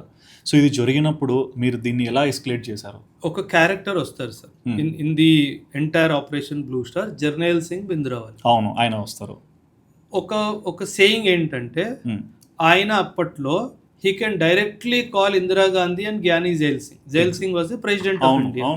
So he had that control. Ante enti somebody is giving that support to him. Denki Punjab lo mana party roots ravali. Punjab is Akali Dal stronghold. Avunu appudu separate state kuda country adigaru kada. Yeah. Punjab is a Akali Dal stronghold kabatti Congress wanted to enter Punjab politics. So ఆ Punjab politics లో enter కావాలి అంటే ఒక local person, strong person కావాలి. ఆ local person was Jarnail Singh బింద్రావల్. కానీ ఆ పర్పస్ అయిపోయిన తర్వాత, కాంగ్రెస్ వచ్చేసిన తర్వాత జర్నైల్ సింగ్ బింద్రావల్ని కొంచెం లూజ్ హ్యాండిల్ చేయడం స్టాప్ చేయమన్నారు. కానీ ఒక మనిషిని మనం హతియార్, ఒక వెపన్ ఇచ్చిన తర్వాత దీన్ని కాల్చొద్దు అంటే ఆ మనిషి ఊరుకోడు. సో అందుకే అంటారు, once you create a monster, the monster cannot be control. But 1980s incident జరుగుతున్నప్పుడు కూడా అంటే ప్రతి ఒక్కరికి కొన్ని ప్రదేశాలు చాలా పవిత్రంగా ఉంటాయి. సో మన ఇండియా ట్రెడిషన్లో మనం చాలా డివోషనల్, ఒక మాట ఒక చిన్న రాయనన్నా అని తీసుకోలేం. మరి గోల్డెన్ టెంపుల్ లాంటి ఒక సిక్ మంచి అంటే ఒక డివోషనల్ ప్లేస్లో అలా మిలిటరీన్స్ వాళ్ళని పంపించి లోపల దాడి చేపించి అదంతా క్లీన్ చేయాలని ట్రై చేశారే, అది ఎంతవరకు ట్రై చేయలేదు? చేశారు సార్. అదే సార్ సింపుల్. ఈ జర్నైల్ సింగ్ బింద్రావాలి అనే వ్యక్తి ఏం చేశాడు, ఆ గోల్డెన్ టెంపుల్ కాంప్లెక్స్ ని ఒక మిలిటరీ ఫోర్ట్ లాగా తయారు చేసుకున్నాడు లోపల నుంచి. అవును. ఇప్పుడు ఆయనని బయట తీసుకురావాలన్నా, చంపాలి అన్నా, your soldiers have to enter. అవును. సో అప్పుడు ఏం జరిగిందంటే the soldiers enter the temple with boots. Because army ఎలా ఆపరేట్ చేస్తుందంటే boot is part of uniform. అవును. So it is very important for you to do operations. కానీ మనం చెప్పుల్ని వేరే విధంగా చూస్తాం. కానీ for the army boot is part of uniform. అది యూనిఫామ్ కి సెపరేట్ గా చూడరు. So they entered the golden temple premises with boots. So అది సిక్ సెంటిమెంట్ ని బాగా హర్ట్ చేసింది. చాలా మందిని చంపారు. అండ్ 1984 తర్వాత కూడా ఢిల్లీలో చాలా మెసాకర్స్ జరిగాయి. దాన్ని పక్కన పెట్టదు. ఓకే. ఈ ఆపరేషన్లో ఆయనని చంపాలి లేదా పట్టుకోవాలి అంటే సంబడి హ్యాస్ టు ఎంటర్. అవును. అప్పట్లో ఈ డ్రోన్స్ ఇవన్నీ ఏం లేవు కదా సార్, లేవు. 1984. సో ఆ ఫిజికల్ పెనిట్రేషన్ జరగాల్సింది. సో అందుకే ఆపరేషన్ జరిగింది సార్ 1984లో. అండ్ ఇందిరాగాంధీని చంపేసింది ఎవరైతే 2 సిక్ బాడీ గార్డ్స్ ఉన్నారో, they told the same thing. మా సెంటిమెంట్ని నువ్వు హర్ట్ చేసావు, గోల్డెన్ టెంపుల్లో నువ్వు సోల్జర్స్ని పంపించావు, పవిత్ర స్థానంలో నువ్వు ట్రూప్స్ని పంపించావు కాబట్టి నేను మేము చంపేసాను. సో అందుకే సార్ చాలా ఇంపార్టెంట్, మీరు స్టార్టింగ్లో కూడా అన్నారు, ఒక హోలీ వాటర్ మనం వాళ్ళ మీద వేస్తే ఆయన చంపేశారంటే, అందుకే religion is very important, sentiment of the people sir. అందుకే కార్ల్ మార్క్స్ అంటాడు sir, religion is the opium of masses అని చెప్పేసి. అంటే మొబిలైజేషన్ ఎవరినైనా చేయాలి, పొలిటికల్ మొబిలైజ్ చేయాలి అంటే religion is the biggest tool అన్నాడు. బట్ ఇదే తరహాలో చూస్తే అంటే ఇక్కడ ఏం కనిపించింది సార్ అంటే లాంగ్ టర్మ్లో ఇందిరాగాంధీ గారే అక్కడ గెలవడానికి ఈయన సపోర్ట్ తీసుకున్నారు, బట్ గెలిచాక ఈయనను పట్టించుకోలేదు. సో ఇక్కడ వాళ్ళ సెల్ఫ్ గోల్ వాళ్ళకే రీహిట్ అయినట్లే కదా sir. 100% that was a disaster.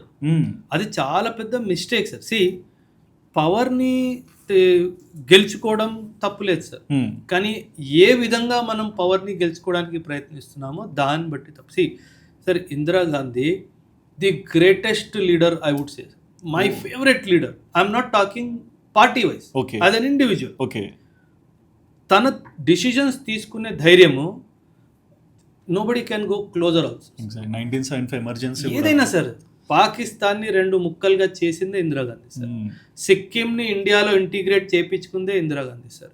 North east ఇన్సర్జెన్సీని చాలా స్ట్రాంగ్గా కంట్రోల్ చేసింది during the Indira Gandhi. J and K movement కూడా చాలా కంట్రోల్ చేసింది during the Indira Gandhi. Very strong leader. అందుకే వాజ్పేయి గారు దుర్గామాత అనేవారు టు ఇందిరాగాంధీ. దో రికార్డ్స్ ఎక్కడ లేవు, but it is saying that he use to tell your goddess Durga. So అలాంటి లీడర్ సార్ అమెరికాకి భయం వచ్చేలా చేసింది ఆవిడ. పొలిటికల్ పక్కన పెట్టుదాం, as a leader very strong leader. కానీ ఈ 21st సెంచురీలో అంత స్ట్రాంగ్ లీడర్ వస్తే జియో పాలిటిక్స్ డిస్టర్బ్ అయిపోతుంది. కరెక్ట్. సో అందుకే అప్పుడు ఆ లీడర్ని ఎలిమినేట్ చేయడం జరుగుతుంది. బట్ ఇదే తరహాలో లైక్ మన శ్రీలంకలో కూడా తమిళియన్స్ని పంపించి ఎల్టీటీ ప్రభాకర్ గారిని కూడా సపోర్ట్ చేసింది వాళ్ళే, మళ్ళీ చంపించింది వాళ్ళే. 1971 కాన్ఫ్లిక్ట్లో సార్ మీరు పాకిస్తాన్ అప్పట్లో చూసుకుంటే వెస్ట్ పాకిస్తాన్, ఈస్ట్ పాకిస్తాన్, ఇప్పట్లో బంగ్లాదేశ్. సో 1971 ఆపరేషన్ జరుగుతున్నప్పుడు ఇందిరాగాంధీ గారు శ్రీలంకకి చాలా క్లియర్గా ఒక మెసేజ్ ఇచ్చారు. ఏంటి, వాళ్ళ షిప్స్ని మీరు ఎటువంటి సహాయం అందించొద్దు, వాళ్ళ ఎయిర్ క్రాఫ్ట్స్ని ఎటువంటి సహాయం అందించొద్దు, చెప్పినా సరే వాళ్ళు అందించారు. So Indira Gandhi told, I will teach you a lesson. ఆ lesson to Sri Lanka is LTTE. ఈ మిస్టేక్ చేసింది 1971లో, రైట్ సార్? ఇప్పటికి కూడా శ్రీలంక పూర్తిగా కోలుకోలేదు సార్. ఒక మిస్టేక్. అవును. నీకు చెప్పిన తర్వాత కూడా నువ్వు ఎందుకు వాళ్ళని సపోర్ట్ చేసి, so they paid a price. 1980s 1970s నుంచి LTTE మూమెంట్ స్టార్ట్ అయింది సార్. 2008-9 వరకు నడిచింది. అంటే 30 సంవత్సరాలు ఒక దేశము ఒక చిన్న తప్పు వల్ల ఎంత డిస్టర్బ్ అయింది సార్. అండ్ 2008-9 నుంచి ఇప్పటి వరకు ఎకనామికల్ స్టెబిలిటీ రాలేదు. ఎందుకంటే ఆ 30 సంవత్సరాలు వాళ్ళు డబ్బంతా మిలిటెన్స్ని చంపడానికే, మిలిటెన్స్ని ఎండ్ చేయడానికే వాడేశారు కాబట్టి ఎకనామిక్ ఇన్స్టెబిలిటీ. సో ఒక దేశం చిన్న తప్పు చేయడం వల్ల 50 సంవత్సరాల పైగా నుంచి ఒక ఫాలింగ్ డౌన్ స్టేట్లోనే ఉండిపోయింది. బట్ అదర్ ఎండ్లో వీళ్ళు అంటే LTTE వాళ్ళే రాజీవ్ గాంధీ గారిని కూడా చంపించారు కదా బాంబు పెట్టేసి. Because Rajiv Gandhi send the troops. అవును. మనం ఆపరేషన్ పవన్ శ్రీలంకలో మనం చేసాము. ఆబ్వియస్లీ నువ్వు నాకు జన్మనిచ్చావు LTTEని, మళ్ళీ నన్నే చంపడానికి ఇండియన్ సోల్జర్స్ని పంపించావు. So obviously I hit you. So ఇక్కడ మనం ఆపరేషన్ బ్లూ స్టార్ ఇది రెండు ఒకలా చూడొచ్చు కదా. అంటే ఆస్పెక్ట్స్ ఆర్ డిఫరెంట్. ఇక్కడ పవర్ ఆస్పిరేషన్స్ ఉంది, ఇక్కడ aspiration is to teach a lesson. Sir, teach a lesson.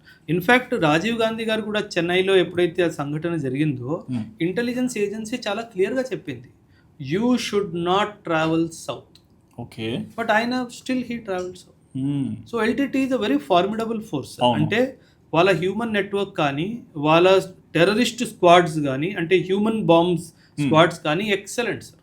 Okay. So that is why the రా and the IB suggested him not to go down, కానీ ఆయన స్టిల్ హీ వెంట్. అండ్ ఎక్కువగా urban terrorism గురించి వింటుంటాం sir. అసలు urban terrorism అంటే ఏంటి, మేము ఎలా అర్థం చేసుకోవాలి? See, for a common man sir generally terrorism rural ఏరియాస్లో ఎక్కువ ప్రభావం చూపిస్తుంది సార్. బికాస్ స్ప్లింటర్ చిన్న ఈవెంట్ జరిగినా దాన్ని బ్లో అప్ చేయొచ్చు. అవును. ఇప్పుడు అర్బన్ సెట్ ఒకసారి సార్ హైదరాబాద్ సిటీలో ఒక రోడ్ యాక్సిడెంట్ జరిగింది అనుకోండి, మా అయితే 2 రోజులు మాట్లాడుకుంటాం. కానీ అదే ఊర్లో ఒక రోడ్ యాక్సిడెంట్ జరిగింది అనుకోండి 6 నెలలు మాట్లాడుకుంటాం. ఖచ్చితంగా. ఎందుకంటే that is a very big event for them. Because Hyderabad is a big city, ప్రతిరోజు రోడ్ యాక్సిడెంట్ జరుగుతుంది కాబట్టి 2 రోజుల్లో అందరూ మర్చిపోతారు. ఆ నక్సలిజం మనం తీసుకున్నా, టెర్రరిజం తీసుకున్నా, వీళ్ళు రూరల్ రెవల్యూషనరీ బేస్ని తయారు చేసుకోవడానికి ట్రై చేస్తారు. ఇది ఎప్పుడైతే ఒక మెట్రోపాలిటన్ సిటీ హైదరాబాద్ సిటీ లాంటి సిటీకి షిఫ్ట్ చేస్తారో దాన్ని అర్బన్ టెర్రరిజం అంటారు. అండ్ ఈ అర్బన్ టెర్రరిజంలో కూడా ఏదైనా బాంబ్ థ్రెట్ ఇట్లాంటివి ఉన్నా ఆ ఇన్ఫర్మేషన్ ఏజెన్సీస్కి ఎలా వస్తాయి sir? Through intelligence network. Okay. Because for example NIA is there. NIA agents should be there. He may be working as a normal teacher in some school. He may be a banker, but he's also an informer. So they will have all scientific tools also, human intelligence network also. In fact, Sri Lankalo Easter bombings జరిగాయి. If you remember, Sri Lankalo 72 hours నుంచి 4 days ముందు శ్రీలంకకి మనం intelligence share చేసాము, మీ దేశంలో terrorist attack జరగబోతుంది, be careful. Okay. 4 days ప్రయర్గా ఒక intelligence share చేయడం అనేది ఎక్సలెంట్ పర్ఫార్మెన్స్. ఎందుకంటే ఇంటెలిజెన్స్ ఒక్కొక్కసారి గంట ముందు వస్తుంది. ఈ ఒక గంటలో అమీర్పేట్ మైత్రివనంలో బాంబ్ బ్లాస్ట్ అవ్వబోతుంది. Maitrivanam is not a small building కదా సార్. ఎంత traffic, main road. When will you enter? Sanitization ఎప్పుడు చేస్తారు, ఎంటీ ఎప్పుడు చేస్తారు, ఆ బాంబ్ని ఐడెంటిఫై ఎప్పుడు చేస్తారు, రిట్రీవ్ ఎప్పుడు చేస్తారు. కానీ ఇంటెలిజెన్స్ 4 days ముందు 72 hours ముందు ఇవ్వడం అనేది ఎక్సలెంట్ పర్ఫార్మెన్స్. కానీ శ్రీలంక రెస్పాండ్ అవ్వలేదు. బట్ ఈ రా కానీ, ఇంటెలిజెన్స్ కానీ అండ్ అదర్ ఎండ్లో పోలీస్ కానీ, ఈ 3 ఫార్మేషన్ ఆఫ్ వర్క్ ఎలా ఉండాలి సార్? అంటే పోలీస్కి పెద్దగా దీంతో పని లేదు sir. Police is a law and order. Okay. పోలీస్కి సెక్యూరిటీతో పని లేదు. Police is a primarily law and order institution. Okay. Security is the responsibility of some other agency. NIA. It could be like terrorism మనం తీసుకుంటే NIA is responsible for investigation. Terrorism కోసం మనకి స్పెసిఫిక్గా ఇప్పుడు మనం ప్రహారం కూడా మాట్లాడుతున్నాం. So that is there. ఇంతకుముందు మనకి ఏమీ లేదు. ఆర్మీ సార్, సింపుల్ సార్, టెర్రరిజంని ఇప్పుడు ఫైట్ చేస్తుంది ఎవరు? Indian army, right? కానీ టెర్రరిజం ఫైట్ చేయడం ఇండియన్ ఆర్మీ రోలే కాదు. Army suppose to protect our country from external aggression. అవును. ఆ ఎక్స్టర్నల్ అగ్రెషన్ నుంచి కాపాడాలి, అది basic responsibility of the army. War జరిగినప్పుడు ఆర్మీ సార్. ఈ టెర్రరిజం అనేది వేరే ఆర్గనైజేషన్స్ ఉండాలి. ఎందుకంటే నేను ఆర్మీని టెర్రరిజం కంట్రోల్ చేయడానికి వాడేస్తే my preparation for war is weakening. నేను ఇందులోనే బిజీ ఉండిపోతే సార్, ఫోకస్ అంతా ఇక్కడే ఉంటుంది. ఎగ్జాక్ట్లీ. ఇదే పాకిస్తాన్కి కావాలి. That your army should not have time to prepare for war and it should be busy in fighting terrorism. వాళ్ళకి కావాల్సిందే ఇది సార్. 1971 తర్వాత అమెరికాకి ఒక విషయం అర్థమైపోయింది. ఇండియన్ ఆర్మీని ఫ్రీగా వదిలేస్తే వీళ్ళు ఎక్కడికైనా వెళ్ళి ఆపరేషన్స్ చేసి యుద్ధాలు గెలిచే సత్తా వీళ్ళకి ఉంది. సో ఈ ఇండియన్ ఆర్మీని ఇండియాలోనే బిజీ పెట్టాలి. Okay. So that is where support to Pakistan in terrorism start. So అప్పుడు ఫండింగ్ స్టార్ట్ అయింది. అప్పుడు ఇంటెలిజెన్స్ సార్, పాకిస్తాన్ దగ్గర ఇంటెలిజెన్స్ ఏముంది? Nothing, zero. అమెరికా వాడు ఇస్తేనే ఇంటెలిజెన్స్ వాడికి. So America started giving intelligence to Pakistan. Okay, Khalistan movement చేయి, ఓకే టెర్రరిజం చేయి, ఇదంతా అమెరికా వాడు చెప్పింది సార్. మనకు Pakistan only as America as enemy కనిపిస్తుంది, కానీ bigger role western countries, west Asia countries like America doing. And ఏదైనా ఇప్పుడు ఇన్ఫర్మేషన్ ప్రయారిటీలో పలానా చోట బాంబ్ డిఫ్యూజన్ చేయాలి, ఇట్లాంటి ఇన్ఫర్మేషన్ వస్తే ఆ ప్రాసెస్ ఎలా ఉంటుంది సార్? సార్ సినిమాల్లో చూపించినట్టు మాత్రం జరగదు. Okay.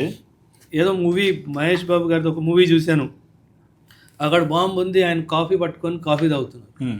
So that is too cinematic representation sir. Almost 1 kilometer by 1 kilometer area clear అయిపోతుంది. No human being. Okay. And ఎవరైతే బాంబ్ ఎక్స్పర్ట్స్ ఉంటారో వాళ్ళు మాత్రమే దగ్గరికి వెళ్తారు. అండ్ కంప్లీట్ ఫుల్ సూట్ వేసుకొని ఉంటారు, ప్రొటెక్టివ్ గేర్ అంతా. తీసేది ఏం లేదు. నేను అదే చెప్తున్నాను sir, how it is shown in the movies exactly అట్లా కాదు sir.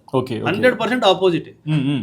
It is very serious because నేనే అనుకోండి, నేనే ఆ సూట్ వేసుకొని వెళ్తున్నాను, ఏదైనా తప్పుగా ఏదైనా కట్ చేసాను అనుకోండి, ఇన్స్టెంట్గా బ్లాస్ట్ అయిపోతాను. ఖచ్చితంగా. నేను ఏ సూట్ వేసుకున్నా బ్లాస్ట్ అయిపోతాను. ఆ ఇంపాక్ట్ అంత ఉంటుంది సార్.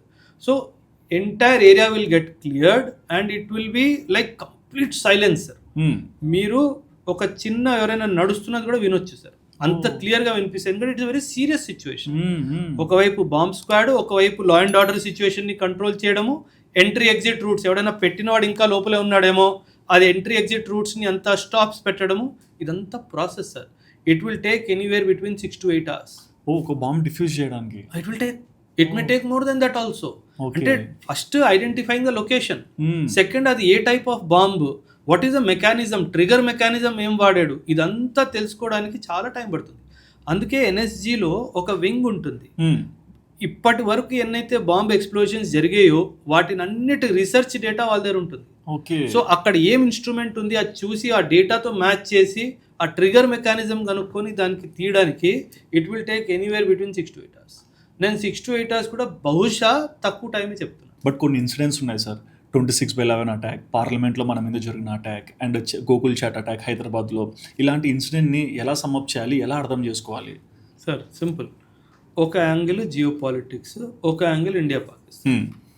2001 ఇండియన్ పార్లమెంట్ మీద అటాక్ జరిగింది. అప్పుడు ఎవరు party? BJP was in power. అవును. 2008 ముంబై అటాక్స్ జరిగింది సార్. అప్పుడు ఎవరు party? The Congress was in power.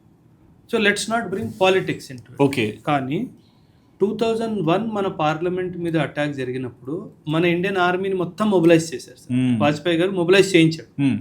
ఈ మొబిలైజేషన్ పూర్తవడానికి 2 years పట్టింది.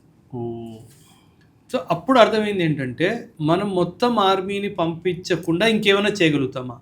అప్పుడు ఒక డాక్టరీన్ వచ్చింది సార్, దాన్ని కోల్డ్ స్టార్ట్ డాక్టరీన్ అంటారు. కోల్డ్ స్టార్ట్ డాక్టరీన్ అంటే ఏంటంటే, మీ వ్యూవర్స్ కూడా సార్ చెప్పండి. జనరలీ మనందరికీ ఏమనిపిస్తుంది అంటే ఆర్మీ బార్డర్లో ఉంటుంది. అది తప్పు. ఆర్మీ బార్డర్లో ఉండదు. It is a BSF which is in border. Okay.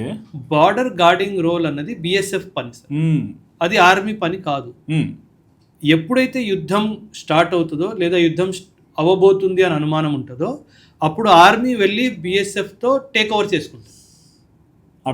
అర్థమైందా సార్? సో ఈ ట్రావెల్ టేక్స్ టైం.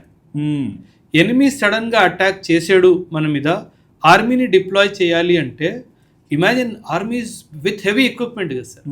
వీళ్ళని అందరినీ బార్డర్కి పంపించాలంటే road rail infrastructure should be the best. 2001లో మనకి ఏమర్థమైందంటే అన్ని చోక్ పాయింట్స్ అయిపోయి ఇరుక్కున్నారు. ఎందుకంటే కామన్ పబ్లిక్ కూడా ట్రాన్స్ఫర్ చేయాలి, అదే దాని మీద ఇండియన్ ఆర్మీ మూవ్మెంట్ కూడా అవ్వాలి. సో ఇండియన్ ఆర్మీ మొత్తాన్ని మొబిలైజ్ చేయకుండా ఒక స్మాల్ యూనిట్ని క్రియేట్ చేసి, ఒక ఇంటిగ్రేటెడ్ కాంబాట్ యూనిట్ అంటారు, దాన్ని క్రియేట్ చేసి ఫస్ట్ వాళ్ళని బార్డర్ మీద పంపించాలి.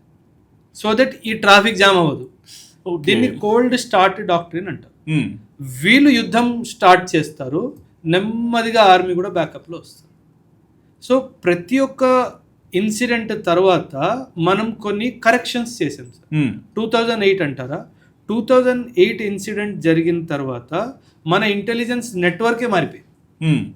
2008 ఇన్సిడెంట్లో మనకు చాలా ఇంటెలిజెన్స్ గ్యాప్స్, చాలా అంటే చాలా, అసలు బేర్ హెడ్ మనం ఏమీ లేకుండా దొరికిపోయాం. సో ఆ తర్వాత ఇంటెలిజెన్స్ మొత్తం నెట్వర్క్ మారింది. ఎన్ఐఏ ఫార్మ్ అయిందే 2008 తర్వాత, national investigation agency. Not grid లాంటి టూల్స్, నేషనల్ ఇంటెలిజెన్స్ గ్రిడ్, ఇలాంటి టూల్స్ కూడా 2008 తర్వాతే ఫామ్ అయ్యాయి. అండ్ ఎన్ఎస్జి ఒకప్పుడు 2008 ముందు ఓన్లీ మానేసర్, ఢిల్లీ దగ్గర ఒక ప్లేస్ ఉంది మానేసర్, ఓన్లీ అక్కడే ఉండేది. ఆ తర్వాత చెన్నై, హైదరాబాద్, కోల్కతా, అహ్మదాబాద్, ముంబై, ఈ అన్ని ప్లేసెస్లో ఎన్ఎస్జి హబ్స్ కూడా వచ్చాయి. We're learning from our mistakes. ఒక్కొక్క ఇన్సిడెంట్ తర్వాత మనం లెర్న్ చేస్తున్నాం.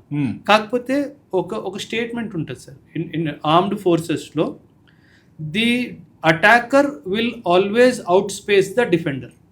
అంటే అటాక్ చేసిన వాడు ఎప్పుడైనా ముందుంటాడు, డిఫెండర్ వాడు వెనక్కుంటాడు. ఎందుకంటే వాడు అటాక్ చేసిన తర్వాతే వాడు ఇలా కూడా అటాక్ చేస్తాడు అన్న నాలెడ్జ్ వస్తుంది. జనరలీ మనం టెర్రరిజం అంటే ఏమనుకుంటాము, జమ్మూ అండ్ కాశ్మీర్లో జరుగుతుంది. అవును. కానీ వీడేం చేశాడు, సముద్రం ద్వారా పంపించి ముంబైలో చేశాడు. It was not in the text బుక్స్లో సముద్రం నుంచి వస్తుంది, అక్కడ నుంచి అటాక్ చేస్తారు అన్నది లేనే లేదు. So now maritime security became important. అప్పుడు మన Indian navy, Indian coast guard వీళ్ళని మనం తీసుకొని ఒక డిఫెన్స్ ఆర్కిటెక్చర్ క్రియేట్ చేయడం స్టార్ట్ చేసాం. Okay. So that is why ప్రతి ఈవెంట్ తర్వాత మన దేశం నేర్చుకుంటుంది సార్. అంటే సార్ సింపుల్, ఇండియా అనే దేశము, నేను చాలా ప్రౌడ్గా చెప్తున్నాను, చెప్పండి. ఇండియా అనే దేశము వైలెన్స్లో ఇన్వెస్ట్మెంట్ చేయొచ్చు. ఇప్పుడు మాల్దీవ్స్ ఉంది సార్, మాల్దీవ్స్ మనం సొంతం చేసుకోవాలంటే ఎంతసేపు సార్? చాలా పోవాల్సిన అవసరం కూడా లేదు, ఫోన్లో చెప్పేస్తే ఓకే సార్ అంటాడు. అవును. శ్రీలంక లాంటి దేశం మేబీ ఒక వారం 2 వారాలు, బంగ్లాదేశ్ లాంటి దేశం మేబీ ఒక నెల, నెలన్నర. బట్ మనకు ఆ ఉద్దేశమే లేదు. సో మనము మన ఎనర్జీస్ని డెవలప్మెంట్ వైపు కాన్సన్ట్రేట్ చేయాలి అనేది మన ఉద్దేశం. అవును. కానీ అది మనం చేస్తే మనం ఎదిగిపోతాం. ఆ పాకిస్తాన్కి మనకి అసిమెట్రీ చాలా ఎక్కువైపోతుంది. సో పాకిస్తాన్ వాడు ఏంటి, నువ్వు అది చేయడానికి వీల్లేదు అని చెప్పి మధ్యలో ఇది. అండ్ పాకిస్తాన్ని సపోర్ట్ చేసేది అమెరికా లాంటి దేశాలు, సౌదీ అరేబియా లాంటి దేశాలు. ఎందుకు? ఒకవేళ ఇండియా ఎదిగితే రేపటికి నాకే కాంపిటీషన్ కదా.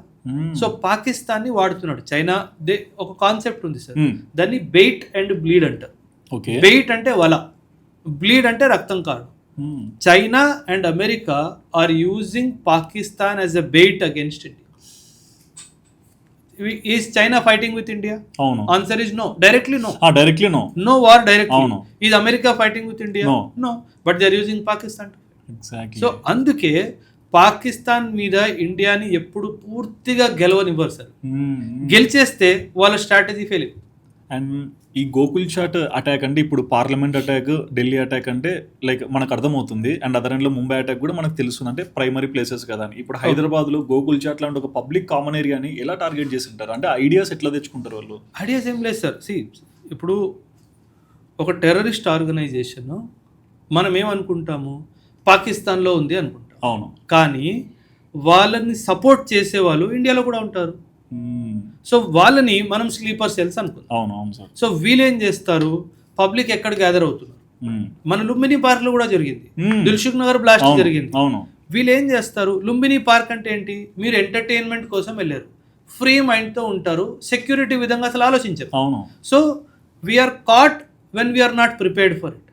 సో వీళ్ళు చాలా రీసెర్చ్ చేస్తారు. మనము వీళ్ళు మూర్ఖుల్లో వచ్చి అటాక్ చేయరు సార్. ప్రతి అటాక్ ముందు చాలా రీసెర్చ్ జరుగుతుంది, చాలా రెక్కీ చేస్తారు. రెక్కీ చేసి గోకుల్ చాట్ ని బిఫోర్ దట్ అటాక్ వాళ్ళు కనీసం 100 సార్లు విజిట్ చేసి ఉంటారు. 100%. లేదంటే సక్సెస్ఫుల్ అవ్వదు. ఏ టైంకి ఏ రోజుకి ఎక్కువ మంది ఉంటారు, వాడు వెళ్ళి అక్కడ తినుంటాడు కూడా. So he wants to see, okay ఇక్కడ బ్లాస్ట్ జరిగితే ఏ ప్లేస్లో పెడితే మ్యాక్సిమం ఇంపాక్ట్ అవుతుంది. That is also a factor. లోపల పెడితే ఎక్కువ ఇంపాక్ట్ ఉంటుందా, బయట పెడితే ఎక్కువ ఇంపాక్ట్ ఉంటుందా, ఈ విషయాలన్నీ రీసెర్చ్ చేసిన తర్వాతే వీళ్ళు ఎగ్జిక్యూట్ చేస్తారు సార్. సో మనం అనుకున్నట్టు వచ్చాడు ఒకటి పడేసాడు పేలిపోయింది, ఇట్ వోంట్ హ్యాపన్. సార్ చాలా ప్లాన్డ్గా చేస్తారు. మీరు చెప్తున్నప్పుడు నాకు అంటే సింక్ అవుతుంది. ఇప్పుడు 26/11 హోటల్స్ అంటే ఫారినర్స్ వీళ్ళందరూ వస్తారు, ఇండియన్ పీపుల్ ఉంటారు, అటాక్స్ అందులో కూడా. No Taj Mahal hotel was only one part of the attack. Okay. The remaining cafes which were attacked, పక్కన where the cafes ఎక్కడైతే జ్యూస్ వస్తారో, జ్యూస్ ఎక్కడికి చెందిన వాళ్ళు, ఇజ్రాయెల్కి చెందిన వాళ్ళు. అవును. ఇప్పటి వరకు 1948లో ఇజ్రాయెల్ పుట్టింది సార్. ఇప్పటి వరకు మన దేశంలో జ్యూస్ మీద మనం అటాక్ చేయలేదు సార్. అండ్ ఫ్రెండ్లీ కంట్రీ, మనకి ఫ్రెండ్లీ కంట్రీ పక్కన పెట్టండి.